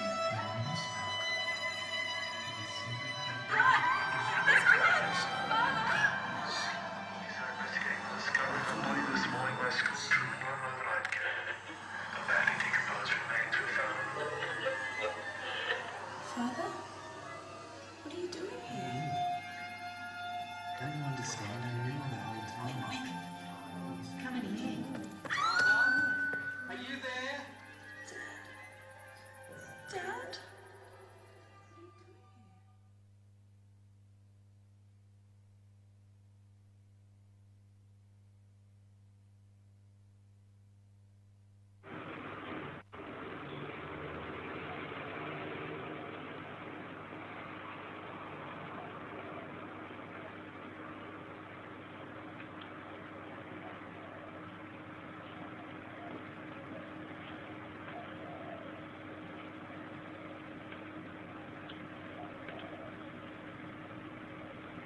Can you hear me? Hello, can you hear me? Dennis, can you hear me? Yes, Yeah. yes I can. Can I continue at this point?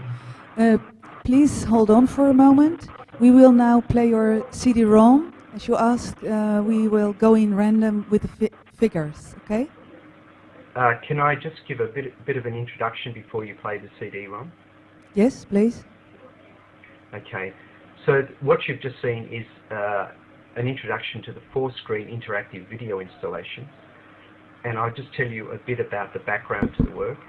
Pentimento elaborates a news story. As all my work, it is based on print media reports. We learn that a body is discovered on the outskirts of Sydney, but we aren't told its sex. It may be that of a young girl. Alternatively, it could be the body of her brother or her father, two of the other characters in the narrative. The installation version, which you saw a 3D mock-up of with an example of a person using it, uses a custom vision tracking matrix articulated to a video database, which reconstructs the crime across the 4 walls of an environment by means of the interaction between the viewer's physical movement and a vision tracking system. As we enter this work, we find ourselves surrounded by a forest of darkness. The characters emerge separately from the forest, triggered by the movements of the viewers. And I'll just repeat, there are 3 characters: a father, his son and daughter. Could you please play the interactive DVD-ROM at this point? Yes, we will.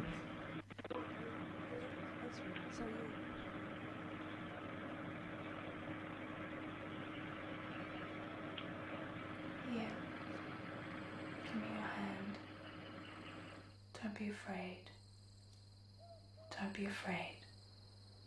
He's gone.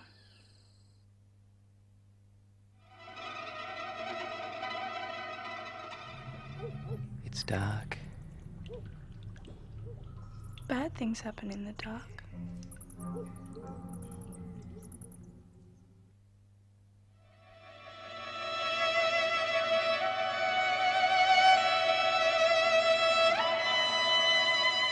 Before, when there was light, I had a life that seemed to make some sense. They were children then. I could look at them and just feel that everything was all right. What happened? Where did that light go?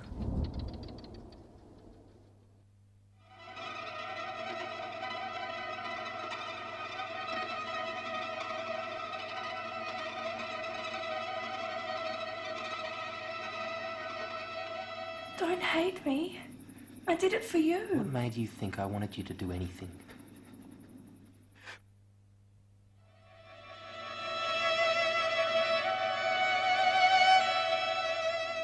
Do you remember that time? We went swimming. The way the sand stuck to our backs, caking us like flour, like breadcrumbs. Sometimes I wished I only lived as long as a dragonfly. A day or so. A day to skim across the glittering water and feel the sun beaming down on me. That's the sort of life I want.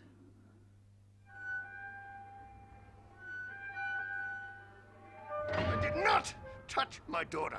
Not never. Not even in my dreams. Neither of them. How could anyone think such a thing? I'm their father.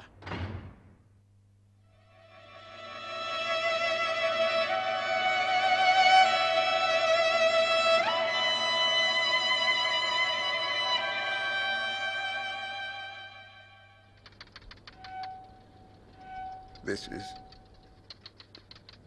not right.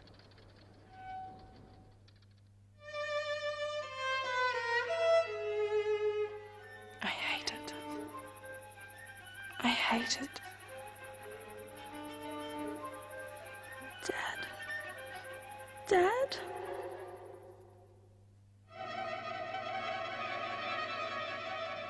Terrible things happen in the dark.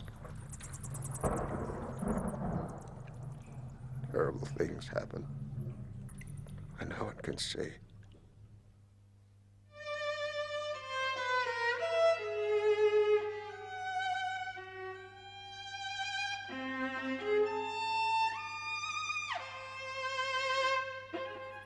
What if they find out? What if they find out what? What if they find out who it is? You know I love you.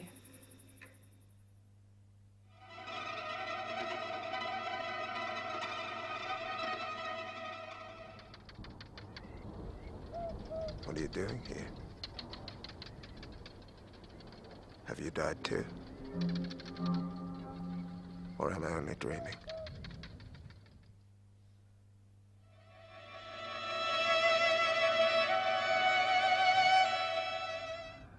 I couldn't believe my eyes. This isn't so, I thought. No, please, God, this isn't so.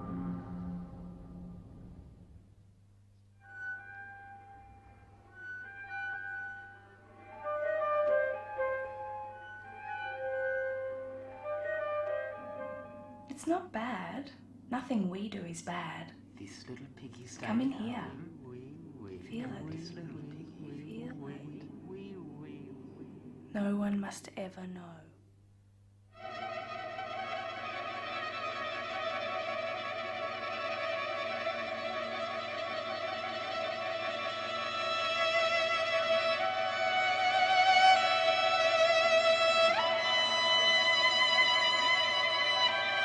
Dennis, will you pursue your speech, please? Each character in Pentamental emerges as the murderer, but at the next turn appears to be innocent. The characters appear to have multiple personalities. So the father, the brother and the sister each appear to have multiple personalities.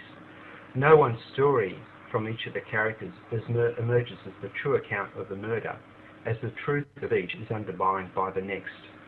For example, in one interpretation, it appears the father is the murder victim and that the daughter is the apparent murderer. In another, the protagonists, all three characters, appear to be dead.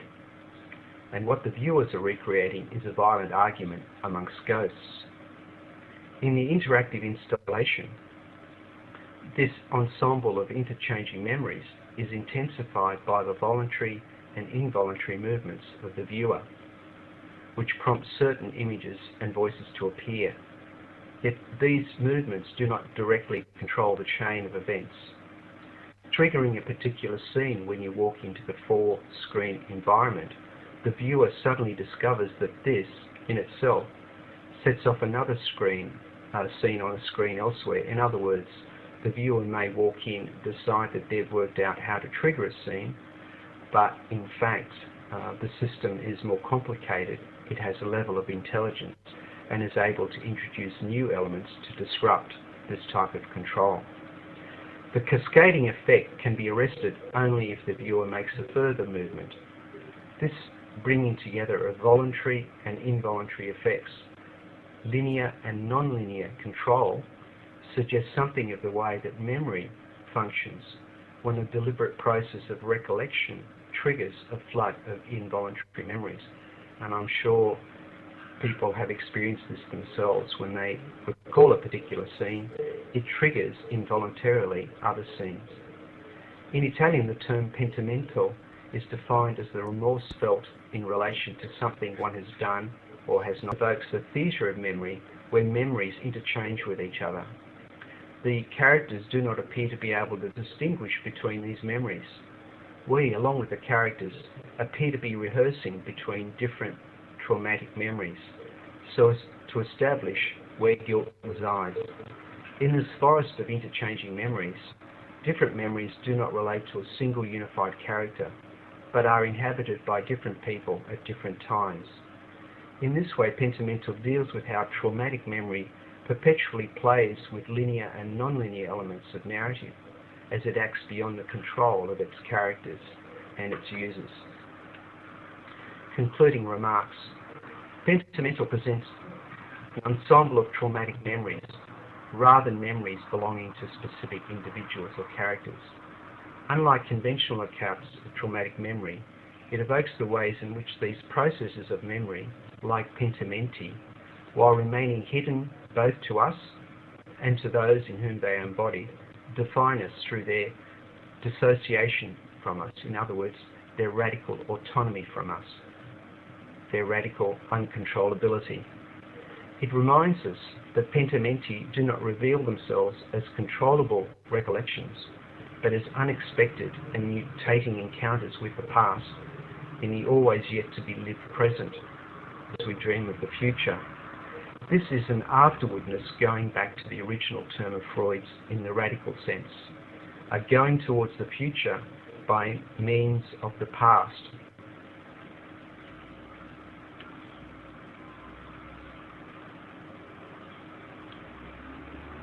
Remembering all the while that it is a going towards, a movement of autonomous variables, a flow and not a mirror of human desire or destiny. Let me break the word afterwardness down into its three component parts so as to make this point clearer.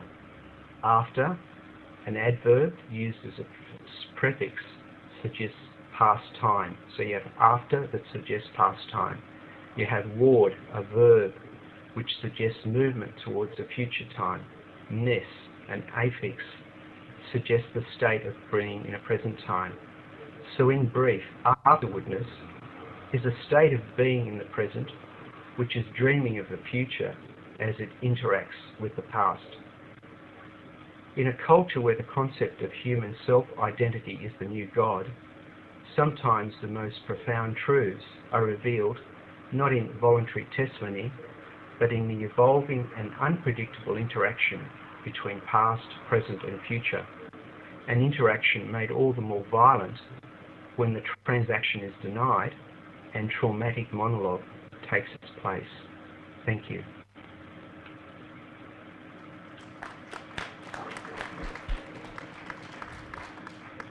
Thank you, Dennis. Someone in the audience react to this? Yes, please. So, wait a minute, I come to you. Yeah. Can I read your paper online somewhere? Because it's quite, I would like to read it.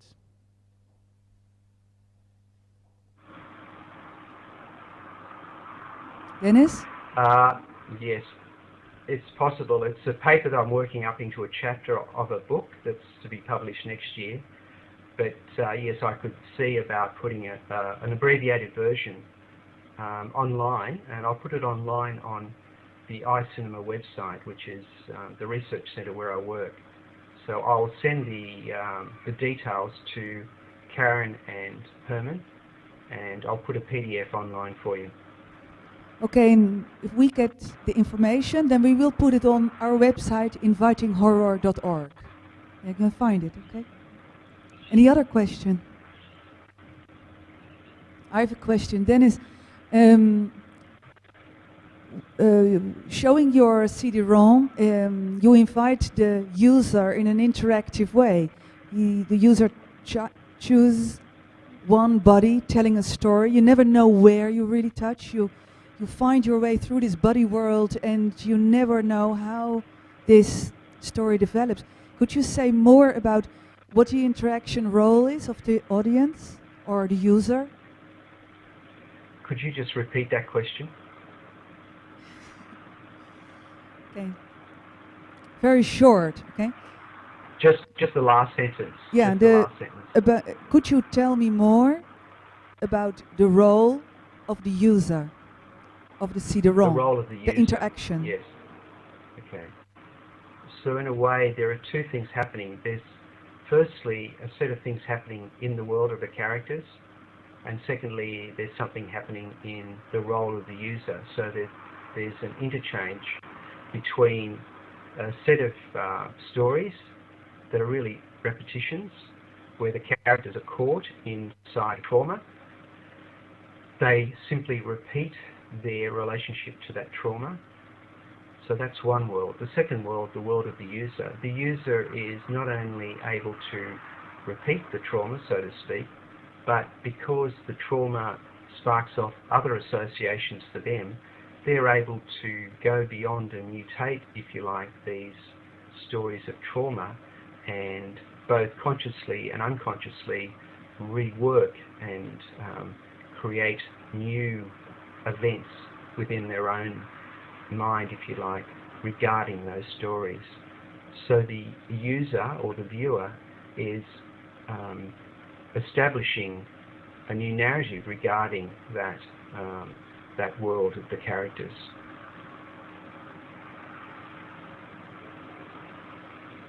Thank you. Could you also tell me something on the in the imaginary you use the aspect of appearing and disappearing. Could you say something more about that? This relationship between appearing and disappearing. Yes. It's an interesting relationship because they exist together. So when characters appear, for example, in the pentimento, whether in the CD-ROM or in the interactive installation, they appear physically in one sense, digitally, but for the user, they are also appearing as they remain as traces, I should say. So they may disappear from on screen, but the memory of the user retains them, and that memory then informs the reappearance of that particular character or the appearance of a new character. In other words, memory forms the basis for our perception of the characters. In other words, memory isn't something that is in the past, but it's the filter through which we look at the present. Thank you. And I also like to ask this question to Jill. Jill, are you still hearing us? Jill? I would like to ask this question to Jill. Jill, are you still hearing us? Yes. Jill? Yes. Well, you look you like hear a me? painting. Oh, is the microphone off?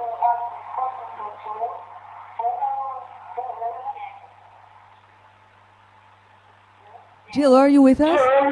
Hello. Yes, can you hear me? I think the microphone's off. Remember? Jill is right now watching the stream, so she's... Yes, I can hear you, Karen. Okay, hello.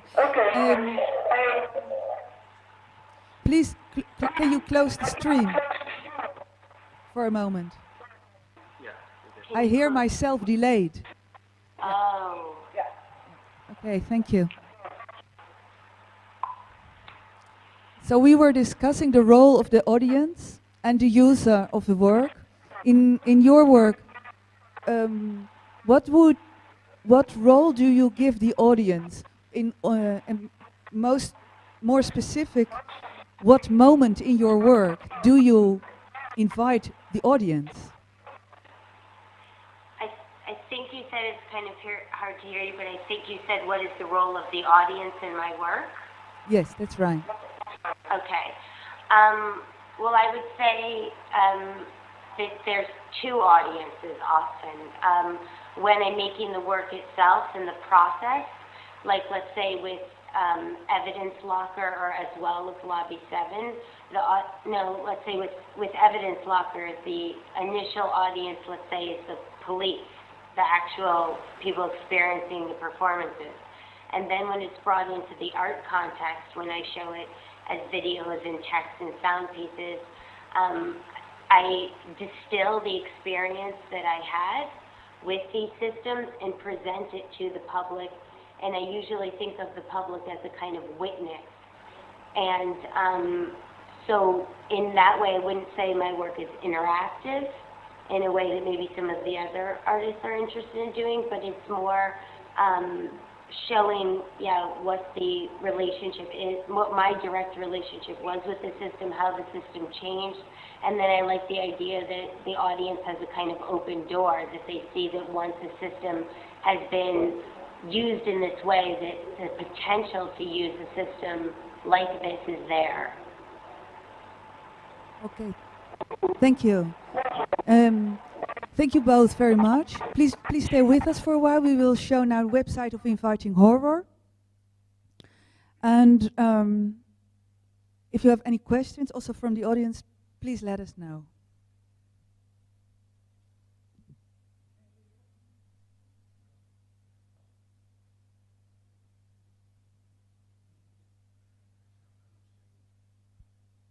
Yes. Kan ik, dankjewel.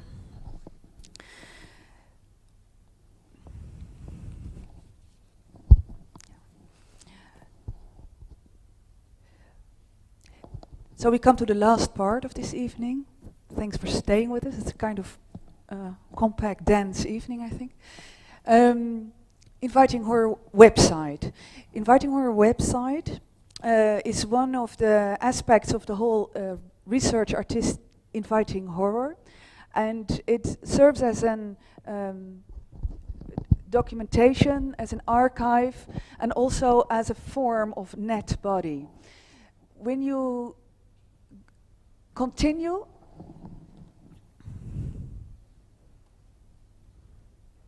you come in the growing and collective memory of Inviting Horror, and the interface design invites you to caress with the mouse the skin.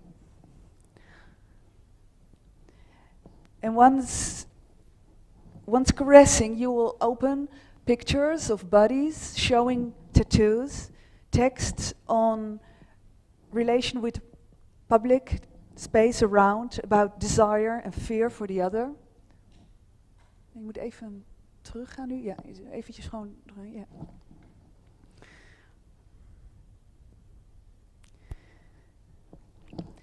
These are pictures we created with students, and once their texts were on their body, we took their picture at Schiphol Airport as one of the most beautiful forms of no man's lands and public spaces. And when you click on one of these squares in the grid, you go deeper in the body of Inviting Horror, and you open a kind of minefield of stories, memories, registration, and statements.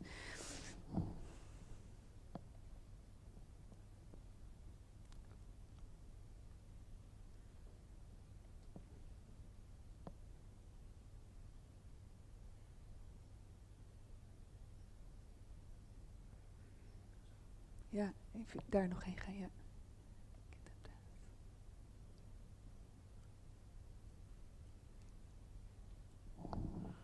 En iets meer naar de zijkant. Ja. Ja.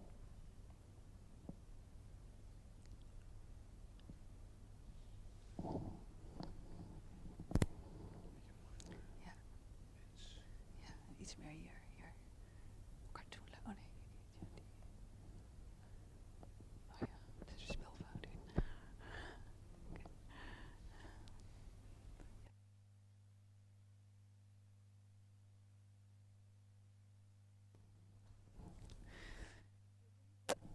When you go to the menu and go to projects, you find the projects we are developing in inviting horror.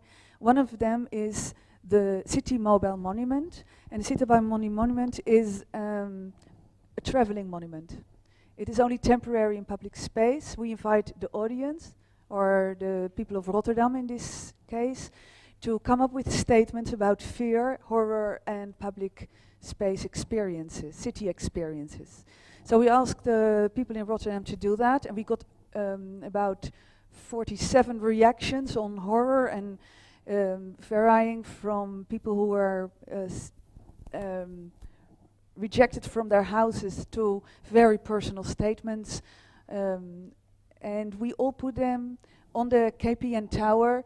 The red line shows all the statements people made in Rotterdam, and above that there's this pixel wall. We show a picture of the lost painting of Munch of the Scream. It is an animation of the lost Scream.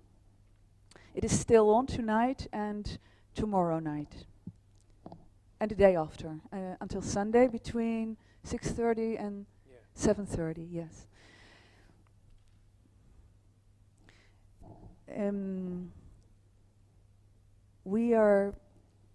Maybe we can show some of the pictures of the tattoo some more. Is that a good idea? And I will describe the performance phobic sensor as the last part. Nou, anders, wacht maar even. Dit zijn, first I will show you some more of the tattoos.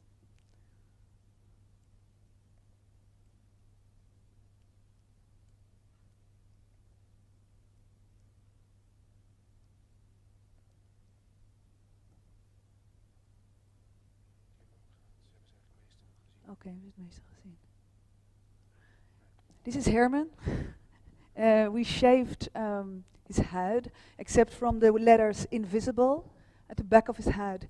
And when we were in Sarajevo, we went to Sniper Alley, and I assume you know Old Sniper Alley, the road in Sarajevo where there was a lot of shooting going on during the war, and people had to pass it all the time. So it is in the memory a kind of traumatic experience, a traumatic space. However, now when you come there, there's nothing to be seen anymore. But in the memory, it is still there. So we use this shaven tattoo as a form of invisible target and part of the mobile monument. So the City Mobile Monument is a growing collection, and it moves through different cities. And we invite the audience to point us the right place to project it on places in urban spaces, like urban screens and surveillance monitors.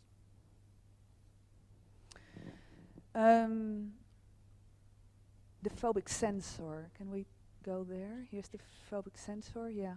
Okay. We call the phobic sensor. Okay. Phobic sensor is a performance installation. We use wireless technology for interactive storytelling, and it is a communication tool for the caressing hand. So we invite the audience to be caressed, and as long as you caress, can I use you please? As long as you caress, you will hear stories that are heard from the body. So the body is this placeholder of memory. Not working yet. We're developing this tool, and it has a camera and a mouse, and it's related to a wireless device projecting the intimate pictures here, and at the same time it is the sound is into a headset where you can hear these stories. Now it's an interactive story model, and using different sorts of color, and when you go over the body, every color follows its own storyline. Once you shift to another color, you add to that, you shift to another story. So you construct your own stories in a kind of interactive way of storytelling. And the stories which are pre-recorded on this body, we took from people who are living invisibly, you could say. So people who are living illegally in the city, people who are illegally in the system, one could say, people who know people who have suddenly disappeared and they never found back, but who are in their memory all the time.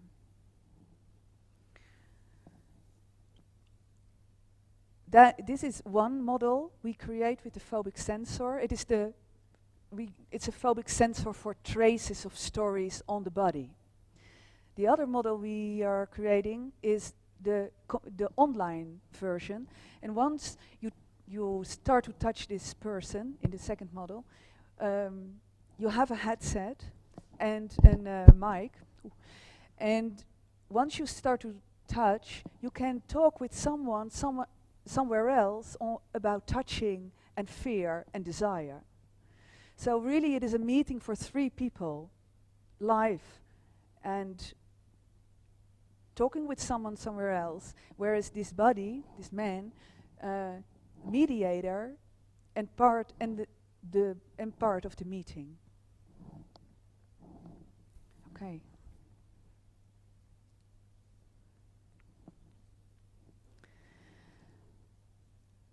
Okay, thank you very much for inviting horror.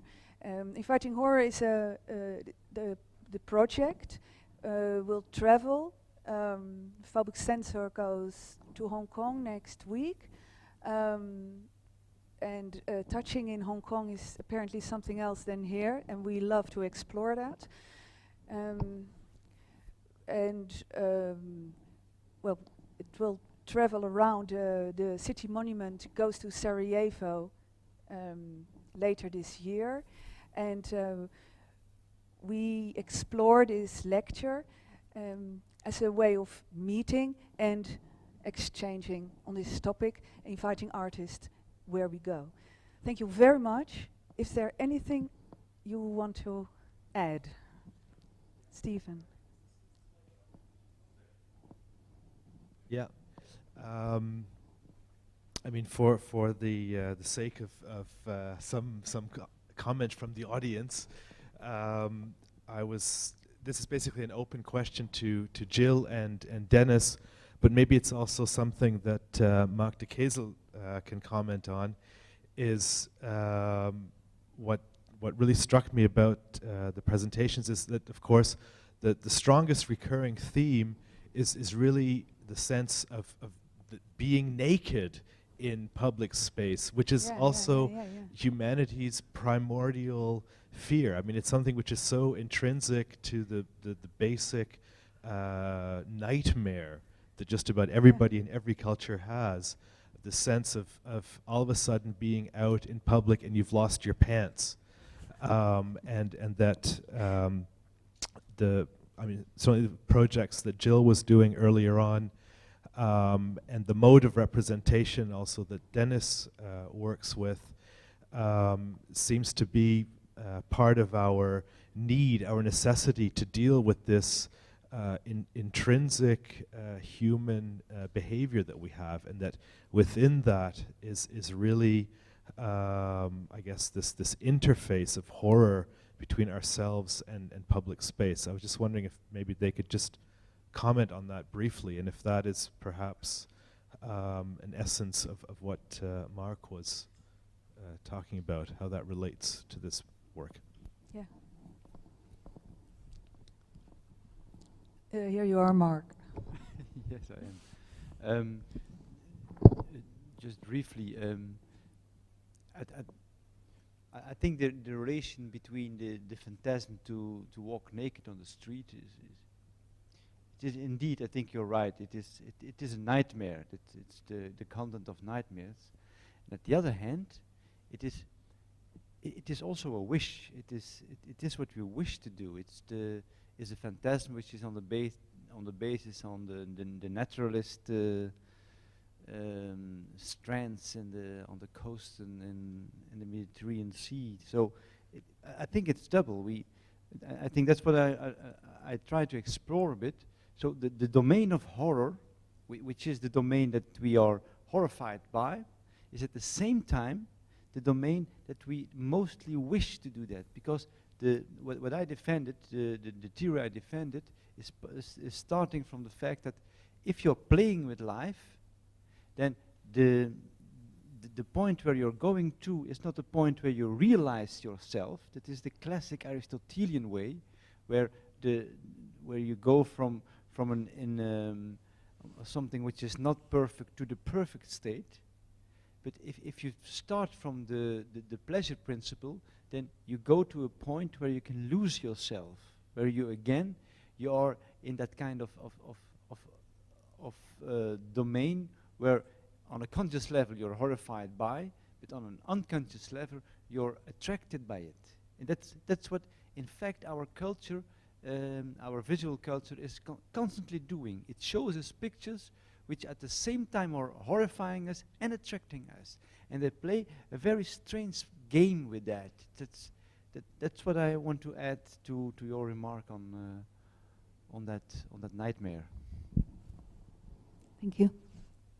Stephen? Is there anybody in the audience who would like to make a comment or question? There's one here. Yeah, this problem of nudity is complex because at one side you see it in pornography, and being nude also invites desire and lust. But on the other hand, you see that the classic image of a philosopher, especially the Eastern philosopher, the gymnosophists, the naked wise man, and still now in India there are special kinds of ascetics who vow not to wear any clothes at all. And they're kind of Jain yogics, and they're very much venerated because they're not a signifier anymore, they're outside. And the nightmare, I think, is that we fear to lose our identity because we're not a signifier anymore, because the clothes are what is make our identity within our social game. And at one side we want to be out of the social game, we want lust, we want nature, and the men who people who like to be naked on the beach are the naturalists because they identify nature, they feel like part of nature. But on the other side, we want to stay within the safety of our social environment, I think. Okay. Thank you. Jill, would you react on this aspect of nakedness? Do you feel desire for nakedness? For me, I wouldn't say that it's like a desire for nature, this kind of thing. It was, at least in Lobby 7, it was about becoming vulnerable, and it was much more about secrets and the idea of, being in yes, there's that fear of being naked in public space. I think that's like a true thing, and those nightmare dreams, but it's also, yes, much more about becoming vulnerable and intimate with the system and bringing it up close to one's skin. And also, for me with Lobby 7, it was very important that the camera not only came off from this fixed position and came down close to me, but it mixed my body with the architecture around. So I would say it's much more about incorporation, this kind of direct incorporation and physicality and being with the space. And I think that often involves a kind of directness to the skin and a nakedness, and even a philosophical kind of nakedness when you expose yourself, even in evidence locker with the letters to the police. I would say that was a form of nakedness too, because I didn't just write them where I was in the city, but I mixed in all of my feelings and my other senses. So, yeah. Yes, thank you. So, Dennis, could you react to this idea of nakedness and vulnerability, please? Thank you, Karen. Yes, I agree with Mark, and in a sense, nakedness is very interesting because it If you look at Western iconography, death is always naked, and so is desire in a sense. So what nakedness reveals isn't just vulnerability, but in other words our fears.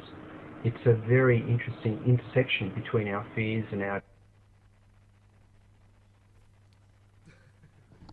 Oh. Dennis, can you still hear me? We lost you.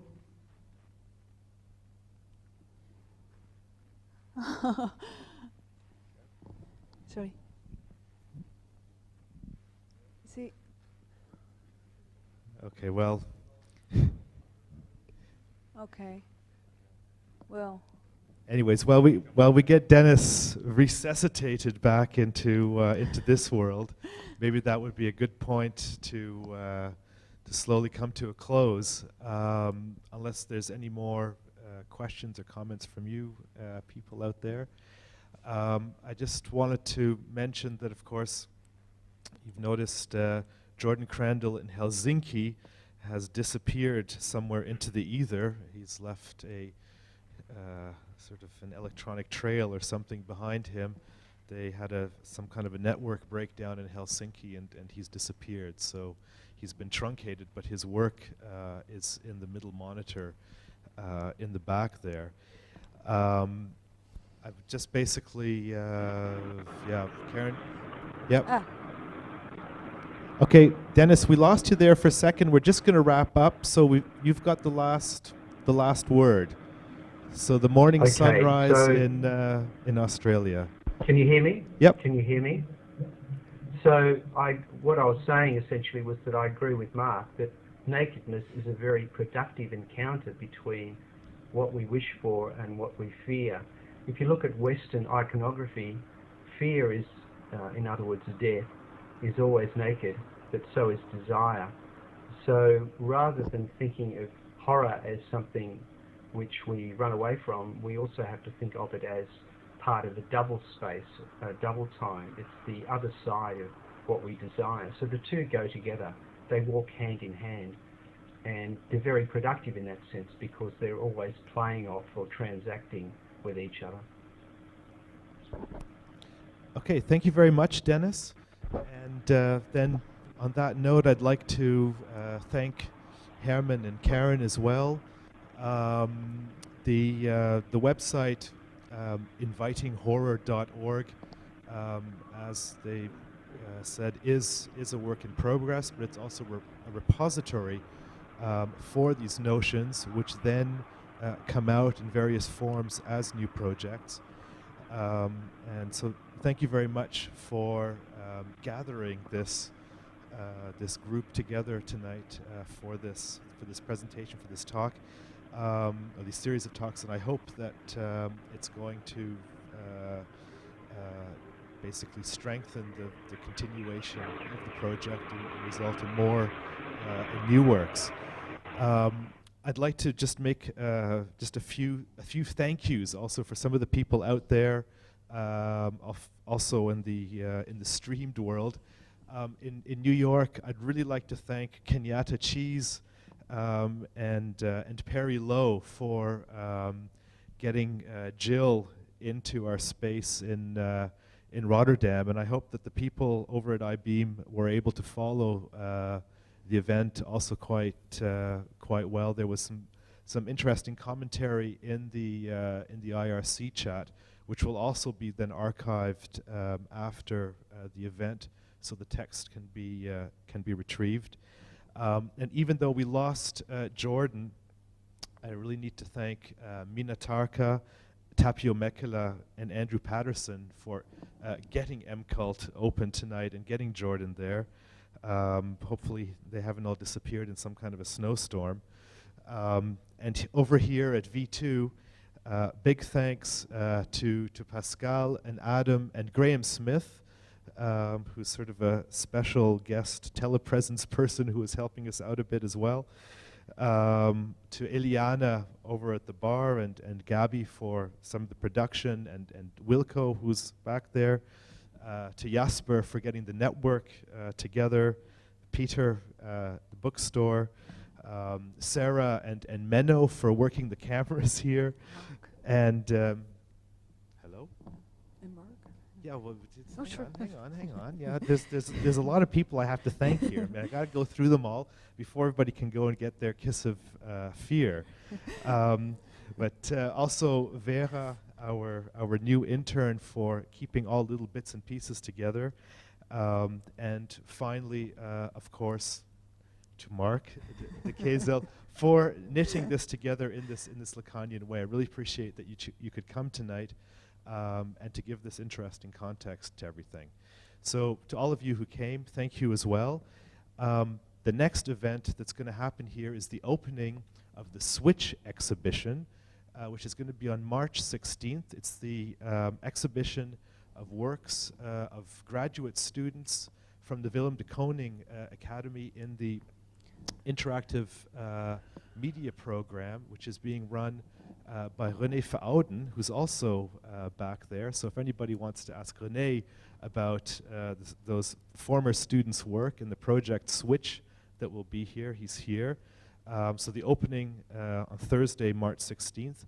And the next Tangent event is going to be here on March 30th, Tangent Leap, which is a discussion and examination on the emergent media culture landscape in China, and very specifically the role that blogosphere or bloggers and the creation of a blogosphere is creating in creating a new open and so-called civil society in China, this kind of middle road between underground and semi-official culture and the official realm of the way the state deals with certain issues of expression and freedom and so on. So I hope that you can come for that. And again, thanks for coming. Thanks for everybody who followed the stream. Again, these will be archived. You'll be able to find where it is on the V2 site. Please have a drink. Hermen and Karen and Marc are here. Please engage us, and thanks again for coming. Cheers.